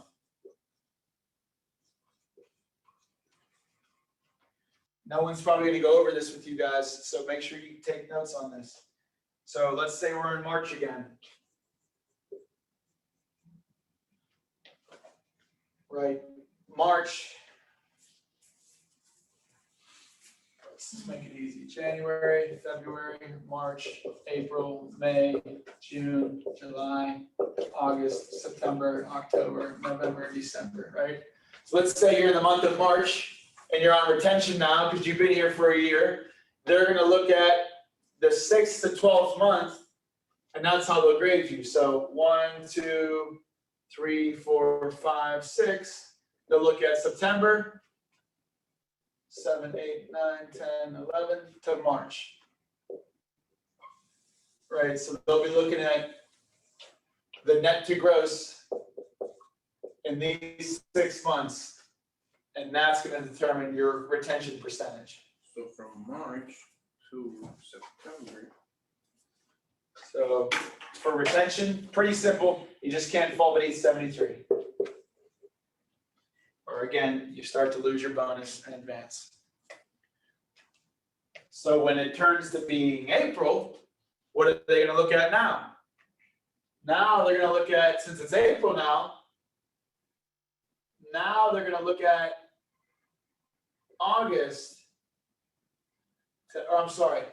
October to April. Then when May comes, they're going to be looking at November To May. to May. Exactly. They're going to always look at your 6th to 12th month and the net to gross that's in those 6 months, and that's going to determine your retention percentage. And that's what you're on. That's what you're graded on after 12 months. Any questions on that? Clear. You even get a retention bonus boost on your bonus when you have good retention. Like if you have above 88% net to gross and stuff, they'll give you up to 10 to 20, 30% extra on your world's greatest bonus, which is just amazing. So good retention is going to make you a lot more money here. Renewals will be bigger. You get a bonus boost. Back end checks will be bigger. About how much you gotta put away Make sure you put away 20% of every check. Okay. 20% for your taxes. Policy mods, Wednesday bulletins. This will be the last thing we'll discuss. Can I erase this? Yes. Oh, wait. I believe so.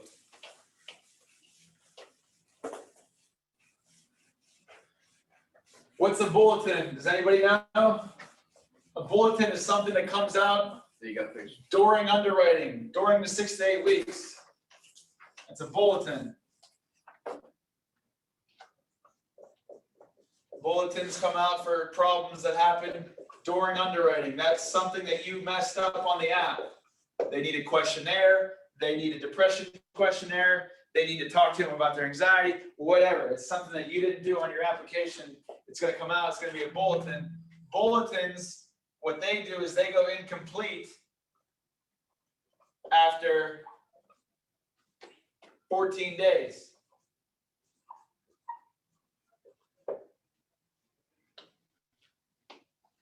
Honestly, I think it's like less. It's like 12 days. Like there's barely any time really to get a bulletin done. It's like almost like, 12 days or so. Incomplete after 12 days. You'll get charged back. Your retention will take a hit. Your net to gross will take a hit. That's why no matter what, it's always best to get everything you need for that app while you're there, no matter what. No matter if you have to miss the sale, you don't write up stuff that's shady, that's weird, that's missing something, that's half-assed. Mods come out for things that are happening after underwriting. Mods. A mod, a policy modification.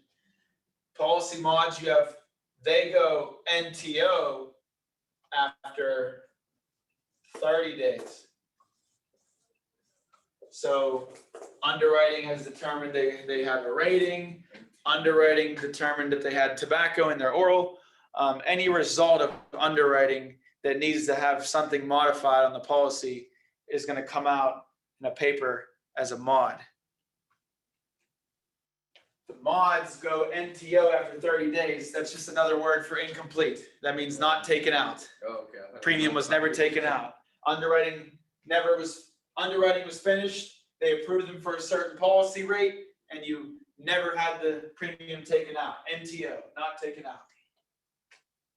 Mods, a lot of times when there's a rating that's over $10, you have to go on to the agency resource center and do a cash on demand request for the additional amount. You'll learn that stuff later. That's why we say during what comes next, if it's over $10, I have to call you. Because you got to call them, hey, it's going to be $10 more. I'm going to put this through. It's going to come out in the next 2 to 6 days. And there's a certain way you want to call those people too. I told you, the learning don't stop. Your next 90 days are just essential. They're like boot camp. The more we mess around in boot camp, the more casualties we're going to have in the war. Boot camp, next 90 days.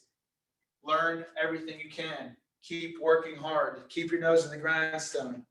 It's going to be tough. I know you guys probably want to take a break right about now, but it's not time to take a break. You got to go hard. You got to keep it going. You got to keep your vision close and understand what you're doing this for.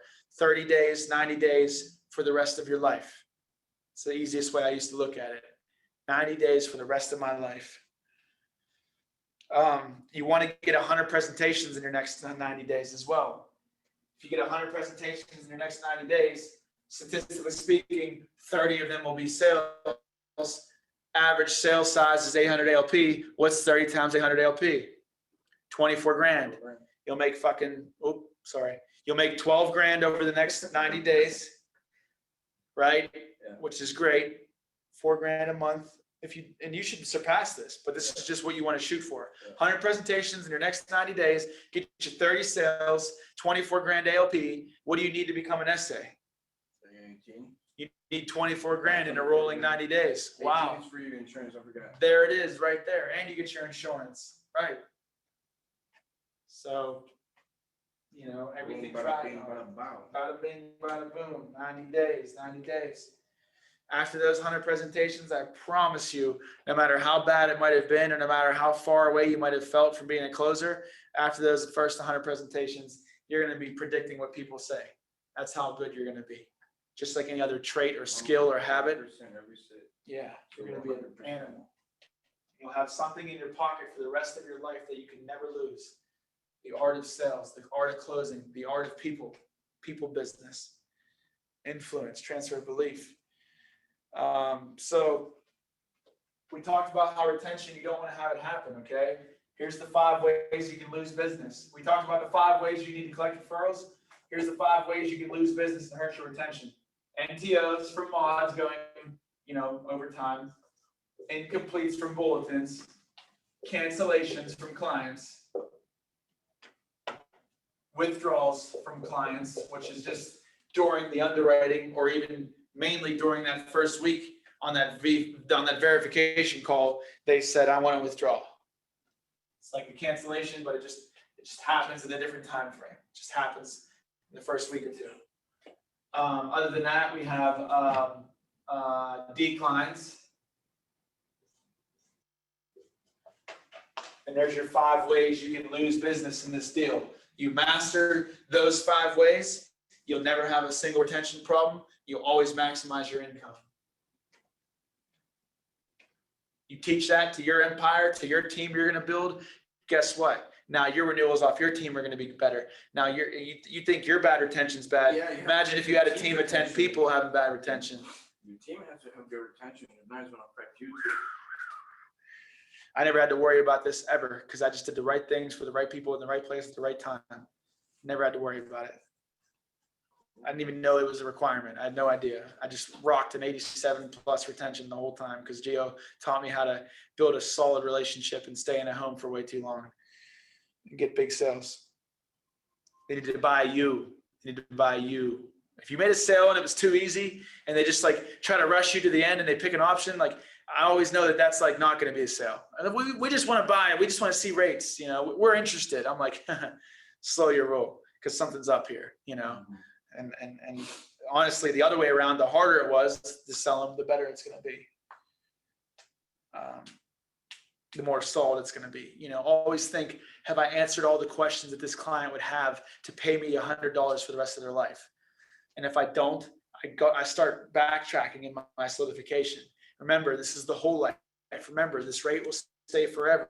Remember, it grows cash. Do you have any questions on the whole life? Guaranteed. Great. Why now, here's your summary sheet. We have 100,000 the whole life, 200,000 accidental. I don't care if I already showed him what it was. I'm going to show him again. It's going to have this much if you die in an accident, this much if you don't die in an accident. Should we ask them, like, what is this going to get you? What Sometimes, is this yeah, absolutely. What is this going to get you? Yes. I want to know that you understand Yes. what I'm. Okay. Yes, I would totally do that, especially when you're newer. If you feel that it's like a little bit uncertain or too easy, I would totally do that. Because when people buy something, they want to make sure they bought the best. And they want to see it. And they're going to assume because of your great presentation, they bought the best. But when they go asking around and talking to other people are going to tell them about term, about how I just got something for $1 through the mail. They're going to tell them everything that society usually sees about life insurance. Why are you paying so much? Mine was only this much. Well, I have Universal. Well, I have this. Well, yeah. Lynn told me that Universal is garbage, and Lynn told me that term is garbage. That's why I pay more. Mine's locked in, and mine grows cash value. And their friends would be like, "Oh, what? Can I have Lynn's number?" Right? As opposed to you barely did any educating. You went really quick. You talked too monotone, and everything their friend just said sold them. Now you got to withdraw. Yeah, man. I was thinking about it, man. I don't know. I'm just gonna wait because I'm confused now.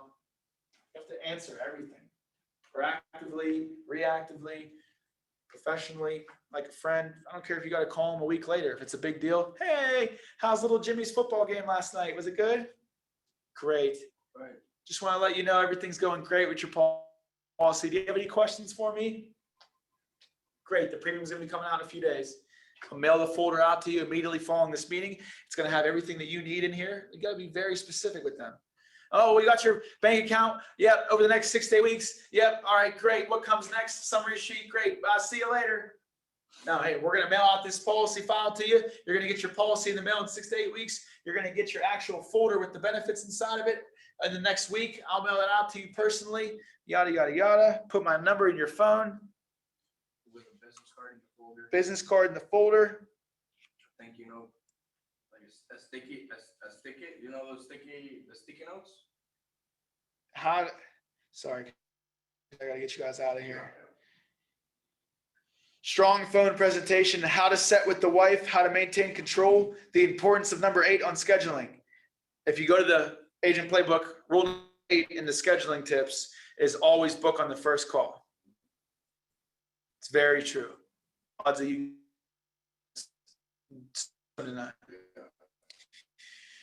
How to handle someone that's been seen in the past 6 months. Those are all things your manager. No call, no shows to union members. You no call, no show a union member 3 times and they report you, you might lose your union leads.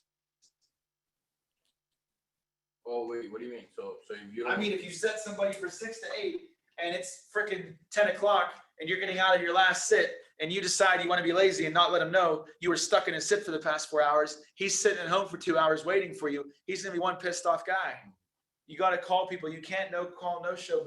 Don't do anything that you wouldn't want done to you, to these people, or you're going to get reported. If you get 3 PR complaints, they're going to discuss taking your union leads forever. All right. Thank you guys. Appreciate you. Ashley, do you come into, are you in Illinois? No, I'm in Arizona. Arizona. Jesus. I Mhm. was gonna say, I've never actually have seen you before. Keep seeing you on Zoom.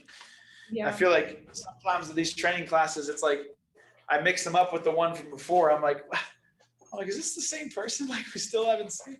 I've never seen him in real life. They're like characters, fictional characters. Far away, sadly. All right, girl. All right, boy. About to sell this Colombian lady.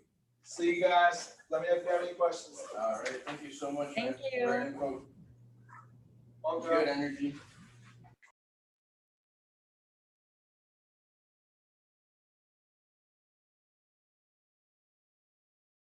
Hi, everyone. It's good afternoon for me, but I'm sure it's good morning and good evening for many of you joining us today in our IAU workshop on astrotourism. This workshop is organized by the International Astronomical Union Regional Office of Astronomy for Development, where we're going to be discussing different aspects of astrotourism. This is part of the current flagship project that the Office of Astronomy for Development, based in Cape Town, South Africa, is developing. And we just thought it would be a very good point to bring together different experiences, different case studies, and also different best practices of astrotourism from all around the world. We're going to have a series of talks, and we're going to have these talks without questions, and all will ask these questions only at the end. If you have some questions and you're following us on YouTube, please write down your questions. You can just pose your questions as we go. And at the end, during the Q&A, we're going to bring your questions and we're going to be asking them and discussing them with the different participants here. Before we start, my name is Pedro Russo. I'm going to be the host, and I'm based at Leiden University, the Netherlands, where I co-coordinate the Regional Office of Astronomy for Development. And without further ado, I think I'm going to ask our first speaker, Professor Steve Pompea, to share his screen. Steve is at the moment a guest professor at Leiden University, but he's also the emeritus professor at NOIR Lab in the United States of America. Steve, thank you so much for joining us. And Steve is going to give us a personal, but hopefully very interesting overview of astrotourism. Thank you, Steve.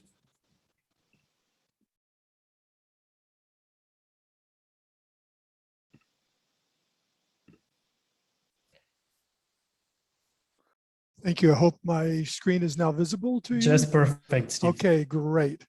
Well, I want to thank Pedro and Evina and Michelle and the other organizers for this great opportunity to share some ideas with you.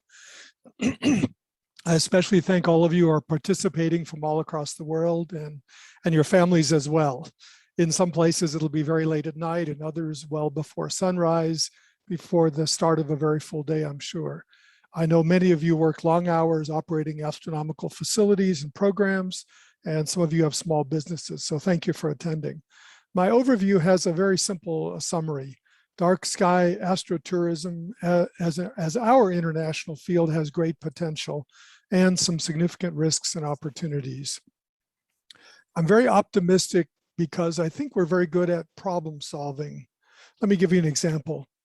Two astronomers a long time ago, one Scottish and another from the Netherlands, led a search from South Africa for stars closer than Alpha Centauri, the big star in the lower right on the left-hand picture. With the right understanding and approaches, they identified a nearby star we now call Proxima Centauri, which we think is the closest star to our solar system. If you are wondering where it is, it's a little tiny, I don't know if you can see my cursor, but this little star here, that's not it, but that actually represents this little star right here. And this is Proxima Centauri. So with the right understanding, the right approaches, the right problem-solving techniques of a proper motion, a parallax, they were able to identify this star. I think we can do the same thing in our chosen field today.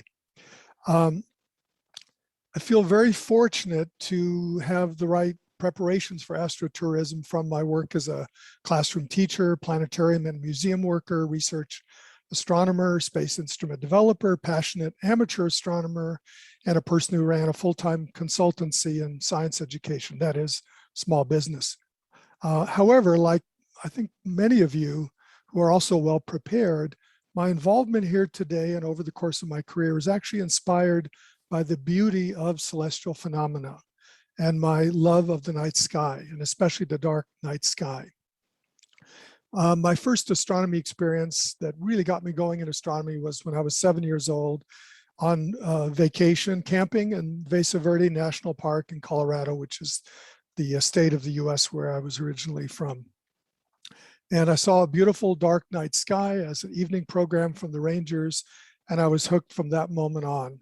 And that interest continued to getting my master's degree in physics teaching at Colorado State University, where I was inspired by Roger Culver, who led a tremendously vigorous program to get people interested in astronomy of all sorts. And many others have been inspired by Roger and people like John Barentine from the Dark Sky Association as well. I also led some dark sky programs inspired by George Wallace at Colorado State University at migrant farm camps in rural areas of Colorado. And these people who, with their tremendous willingness to learn about astronomy, their interest in getting their families involved, really inspired me in this way. And that led to also an admiration for some friends of mine who are professional whitewater river guides, Bill and Jamie Alexander. And they were part of a professional guide association, which showed me the value of getting together, sharing resources, working to elevate the field. And if you ever know anything about whitewater rafting, it's very, can be dangerous if you don't do the right things. So I've had the opportunity now to spend about 100 days in the Grand Canyon under very dark skies with my friends, all on private trips. And that has been a great opportunity to connect with the night sky. Then other experiences like the Lodestar Project in New Mexico, the tremendous programs in Chile with the touristic observatory programs inspired by my colleague, now deceased Hugo Ochoa, and the formation of a dark sky sanctuary there. Then continuing with our International Year of Astronomy, White House star parties, and so on.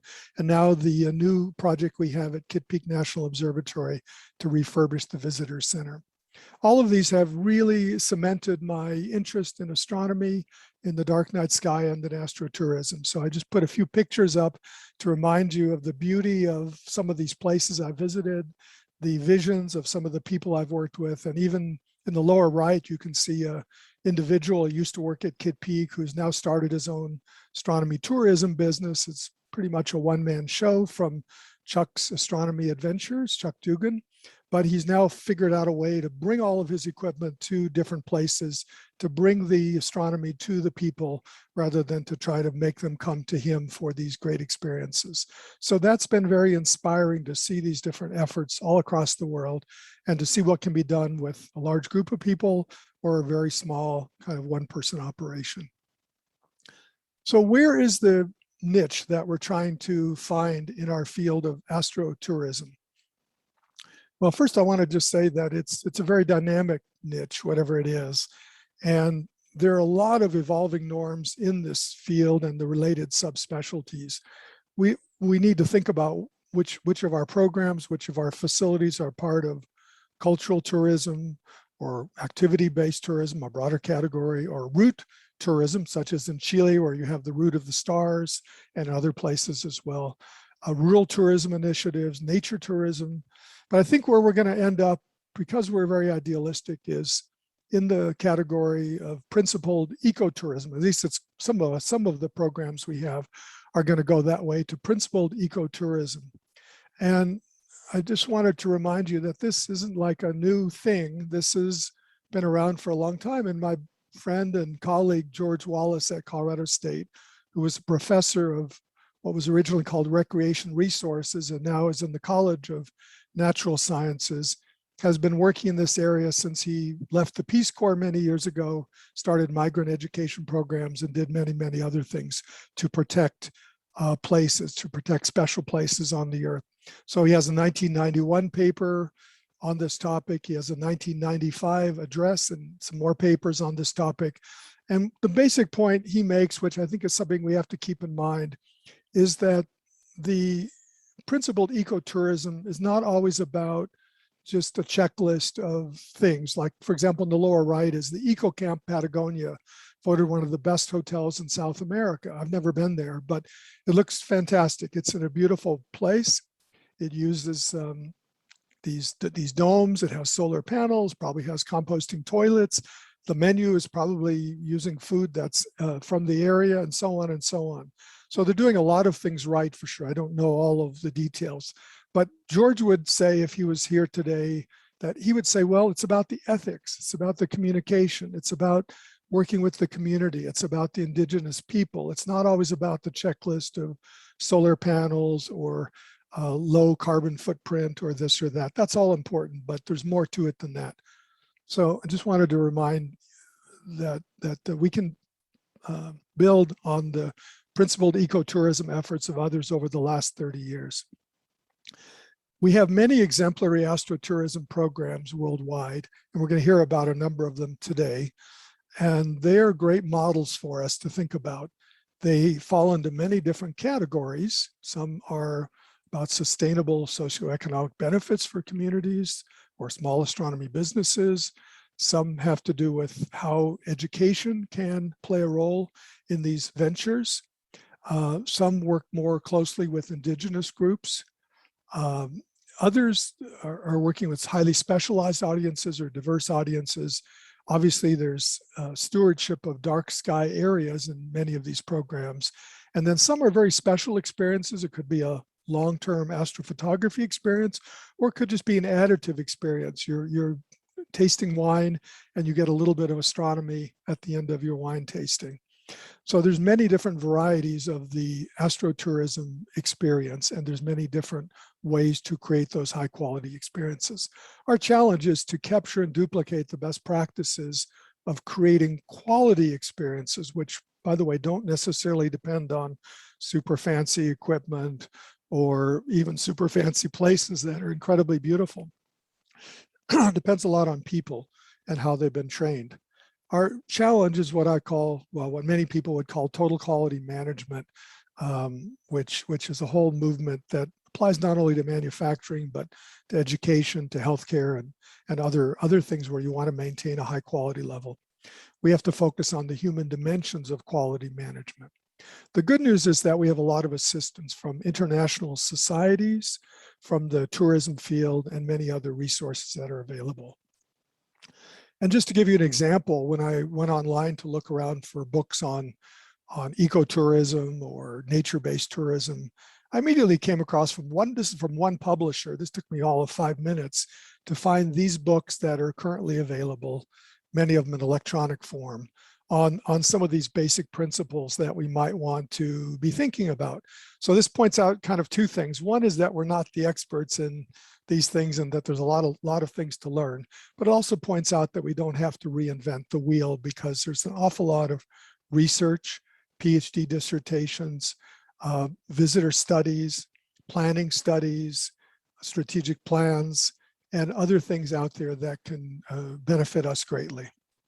For example, the maturity of the tourism field from an academic perspective is a great asset. And I don't mean academic just in the sense of people publishing papers. Colorado State University, what I mentioned I did my master's at and was an adjunct faculty member for 10 years, has the Warner College of Natural Resources. This includes the College of Forestry and so on. And they have a whole program on human dimensions of natural resources. They have another whole program on protected places. And if you look at their curriculum for human dimensions of natural resources and natural resources tourism, these are the courses that are required for the very first degree in that area. They have a master's program, they have a PhD program as well, they have postdoctoral researchers as well.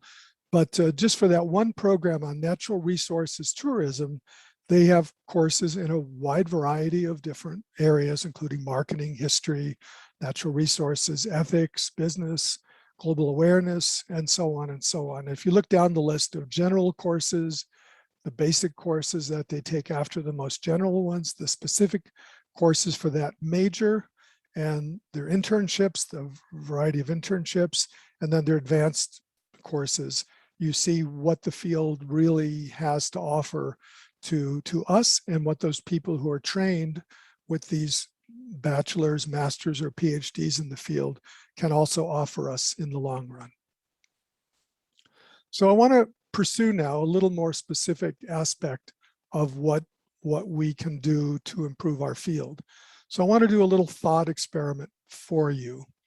And that thought experiment is, suppose we've been charged with developing a strategy for the International Society for Astrotourism. Now, I don't think this society exists. Maybe some form of it exists now, but as far as I know, it doesn't. But let's say we're starting this, and we, the people on this call, are the founding members. We're quite diverse. So I've taken the liberty to provide a mission statement, which might take quite a long time to come up with. But suppose our mission is to encourage the worldwide expansion of these high quality astrotourism experiences. So what do? We would start off, of course, by having strategic planning meetings for this new field. And we try to get all the different organizations and people and other people who can help us along, maybe even a professional planner who can help us do some strategic planning in a sensible way. We could start with a very classic approach. There's what we call pestle analysis, which looks at sort of the longer term trends that are external typically to an organization. That's not so useful at the moment. Let's do what we call a SWOT analysis, which is an honest assessment of strengths, weaknesses, opportunities, and threats. In other words, we want the big picture. We want to understand what we can do to grow, to make better products, to go to new markets, expand, and so on. So let's do a quick SWOT analysis. Now, again, these are things that should be done collectively, but I'm going to kind of speak for us. Okay, now I have a slight problem as my computer doesn't want to let me move on.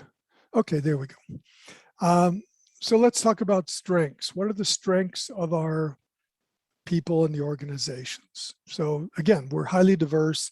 We're talking about some big and some small organizations, individuals. So obviously these don't apply to everybody in every way, but bear with me for a moment. We have a great diversity. I just mentioned that. We have a great variety of professional backgrounds. We have a variety of scales. One thing we do share in common is a great passion and enthusiasm, our ability to problem solve. We're very committed to nature stewardship, many of us to changing the world.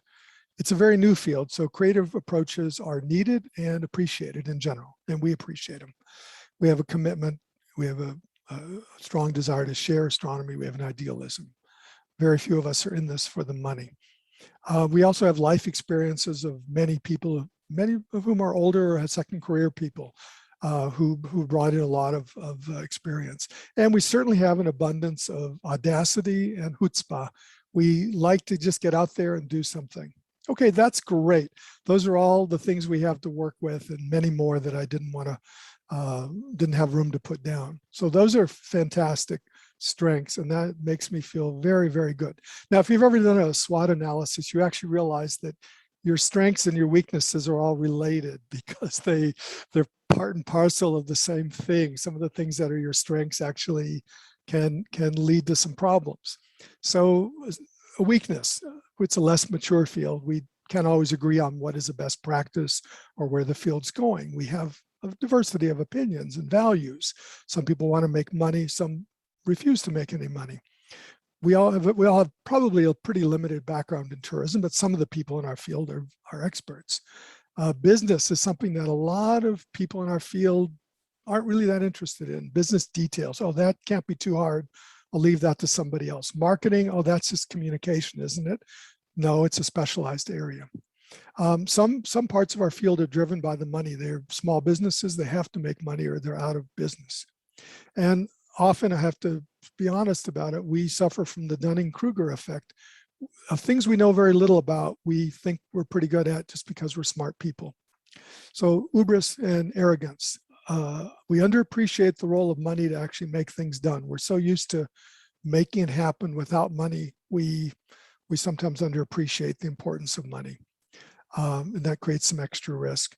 We also rely on individuals who are passionate. And since many of our organizations are pretty young, we sometimes suffer from the founder syndrome, where strong personality or strong vision is there to push an organization along, but maybe there's a new vision needed. Maybe there's a new direction needed, but the founder is still there saying, let's go the old way. And finally, we're rather modest, I have to say, and timid towards fundraising and big projects.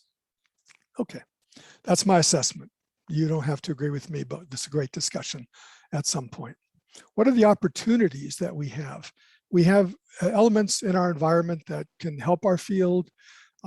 There's lots of good things that create opportunities, mainly being a young field and so on, but opportunities to create facilities in new regions.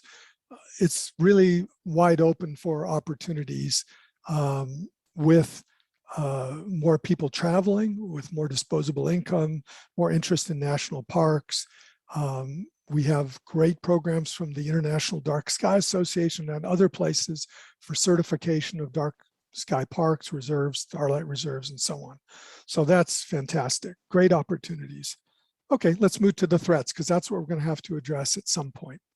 There's elements in our environment that can cause problems or trouble or can set us back. And these kind of fall into two categories. One are general threats that we may not be able to do too much about because they're cultural. We really can't change ourselves that much. And they're just there. So we have to be aware of them and aware of the effects of those threats on us. Tourism is on its back legs. Many touristic observatories and places are almost dead, especially in Chile. So that's a problem. There's competition, there's capital investment required. We don't seem to have a lot of that. We often concentrate too much on ad hoc and heroic efforts and so on. So we have these long-term issues which have a problem. But we have more specific issues which I think we can do something about. That's what's exciting. Let me go into a little more detail on these. One is we have a bit of isolation, desire for sites, research sites to do research, to be isolated, to have the darkest skies, to not be interfered with by visitors. We have the isolation of our practitioners. Again, we have many small operators who lack resources and a lack of place to provide on-site training and a lack of money for large, ambitious programs, which could work on some of these things. But the good news is that we have agency to change these issues that relate to lack of support. So what am I suggesting? Let me go through this now because we're getting to the end of the talk. We could expand our resources and create some synergies. For example, this professional society that I mentioned in the thought experiment. We could involve lots and lots of people from lots and lots of sides of our niche, and that can help all of us move together and move forwards in a concerted way. We can encourage the expansion of visitations, for example.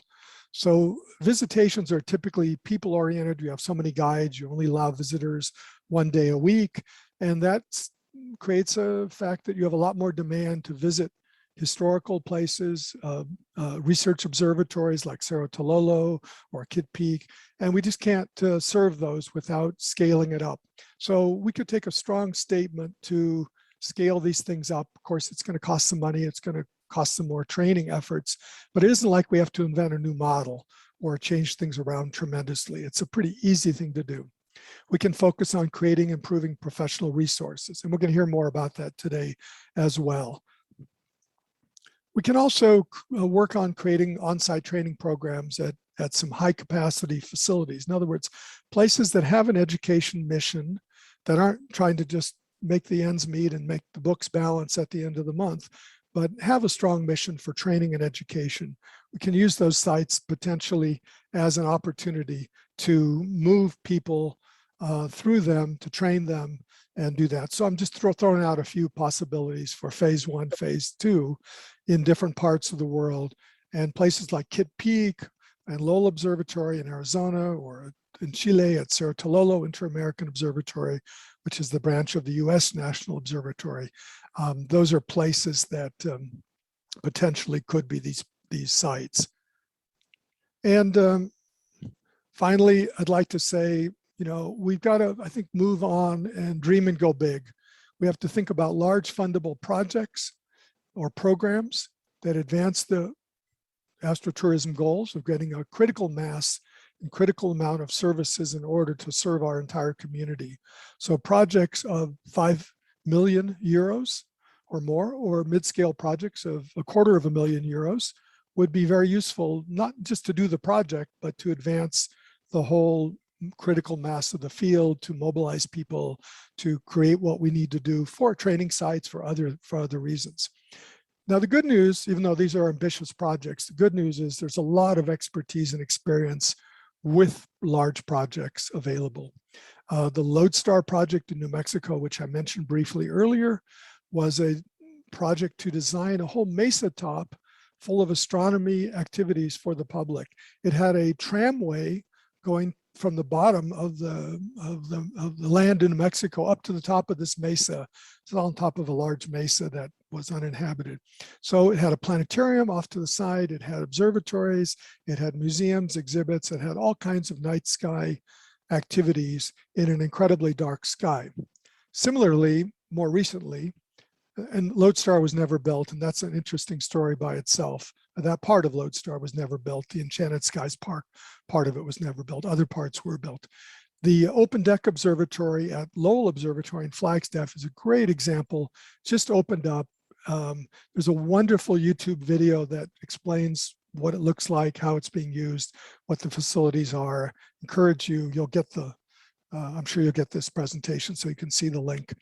Encourage you to take a look at that video of this tremendous. And the people who helped make this thing happen are on the call today. So there's people with great expertise in community organizing, community fundraising, design of science centers, design of planetariums, design of outdoor facilities, and who have navigated these kinds of situations, not dozens of times, hundreds of times in their career. That's pretty impressive. So in conclusion, there is tremendous promise in this field. We have a lot of things to think about. There's a lot of approaches, quality issues to deal with. We need to make some steps in a forward direction to support infrastructure and to develop a critical mass. My fear is that the risk is that this field will stagnate or evolve in unwanted ways. In other words, others will take control. Maybe they're not as interested in the quality. Maybe they're not as interested in ecotourism or community development or rural facilities. So we need to take charge, find out what we want, and sail towards it. We do have the agency, the power, the ability, the motivation to encourage the growth and professionalization. But we have to do this with a strong recognition that there is quite a diverse field of large providers, if I can call them that, such as research observatories, which have a strong education mission, have a lot of infrastructure, have beautiful sites in dark sky areas, and small providers who are spread also throughout the world. The larger providers are spread in South Africa, in Chile, the United States, and a few other places, Australia, New Zealand. But there is an amazing amount of expertise. Okay, thinking big and obtaining significant money early, not designing the project and hoping we can find some money to do it. Thinking big and thinking about money early, I think, is perhaps the least risky way to progress and the most efficient way to move these things forward. So I wanted to emphasize this last point. This is my own personal view, and I know some may disagree, but I'm speaking as a person who's led many ambitious all volunteer projects, such as the Galileoscope project and some of the International Year of Astronomy projects, and unfunded projects, as well as some underfunded projects, some barely funded projects, some that were adequately funded, and some that were very, very well funded. So I've played this game from all sides. I've been involved with about $20 million of money that we went after competitively in educational projects and won. And we've created some great projects. We've also done an equal number of projects with very little money. And I think that we have the opportunity to accomplish a lot more by going after the money. Now, I'm not at all unidealistic. I believe very strongly in what Margaret Mead said many years ago, that never doubt that a small group of thoughtful, committed citizens can change the world. Indeed, is the only thing that ever has. But I'd like to put a small friendly amendment on that. A small group of thoughtful, committed citizens with some resources can do even more. Thank you very much for your attention. Thank you so much, Steve, also for your talk and also for providing an interesting overview of the different aspects of astrotourism, but also in terms of in terms of your vision, what you expect from the field. We really appreciate that. And I know that's resonating with some of the viewers. So if you are following us on YouTube, please make sure that you post your questions. You post your questions on the YouTube, because we're going to bring them back. And I think without further ado, we can just move on to our next speaker. That is Professor Kumi Kato. And Kumi Kato-san is going to talk about global sustainable tourism. Hopefully.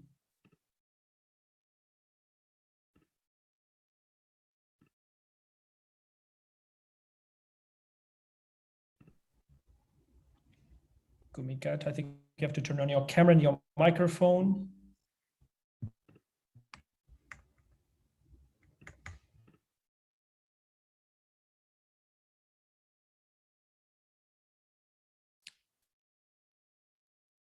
Kumi Kato, is it working for you?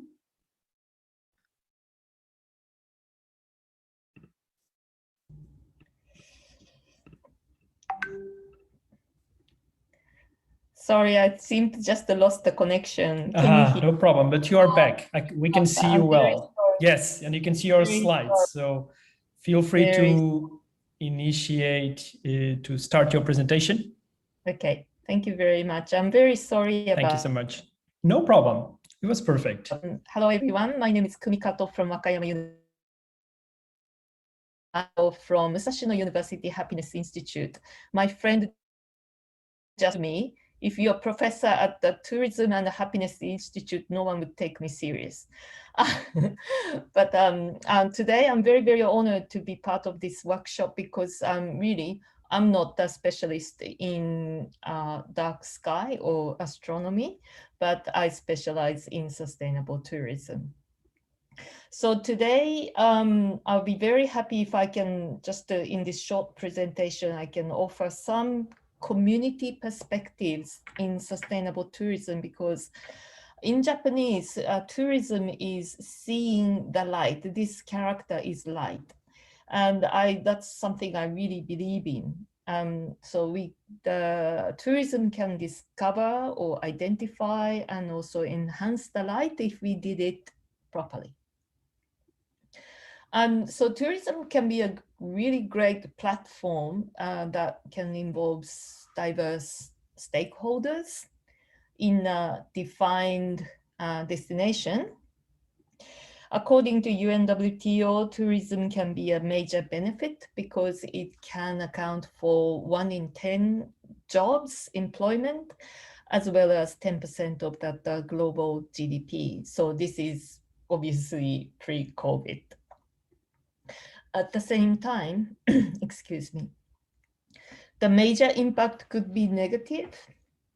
So tourism before COVID, when tourism obviously having a very downturn at the moment, but pre-COVID, the two serious problem that we scholars in tourism talked about was that the climate change, as well as over tourism. Climate change, because tourism cannot do without transport, obviously, and then which its emission could account up to 5 or sometimes 8% of the global emission, of which 75% is transport related. And some of the over tourism effect, I think many people in tourism areas has experienced that, such as unacceptable congestion or closure or the cancellation of the events, and even some tourism movement.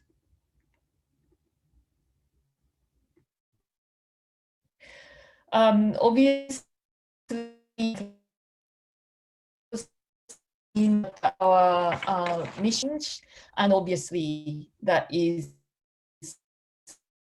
a very serious mission for tourism. So we need to reduce the tourism footprint in emission or energy use, or as well as food waste, obviously. But at the same time, tourism trying to do the what it's supposed to be doing, finding the light. So challenging various exploitation, inequality, discrimination, and bias. So our really mission in sustainable tourism is to bring ecological and social justice. That, along with this global shift towards 5 P's from the triple bottom line. So the P obviously represent prosperity rather than formally economic profit, and partnership and peace. I have a privilege of working with many great communities, such as this one was that the sea community, diverse in Japan. Sorry, I'm going to skip that. And the community-based tourism initiatives in, this is Flores Island in Indonesia. This probably is one of the famous recent example in a community-based initiative in indigenous tourism, the closure of Uluru in Central Australia, where the community's sacred place, the Uluru, or in more popular term, Ayers Rock, that was closed for climbing as of 2019 October. Another very great example in the recent community initiatives, or this is national initiatives, but this is the pledge and vision put forward by the community. So this is tourists actually asked to sign the pledge when they actually arrive in the country. So similar approach has taken in New Zealand, like Tiaki Promise, and Tiaki is the Maori word in New Zealand, Maori term, care for the land, or the Iceland has taken a similar approach as well. Just in the last few minutes, I'd like to talk about in Australia. So this is my only dark sky related tourism experience.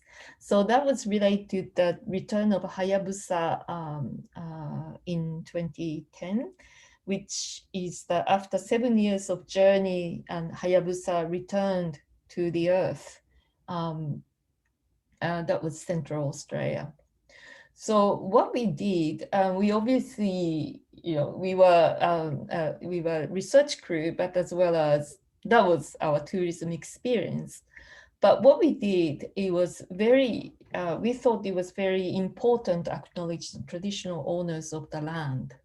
So in Australia, it is becoming a customary.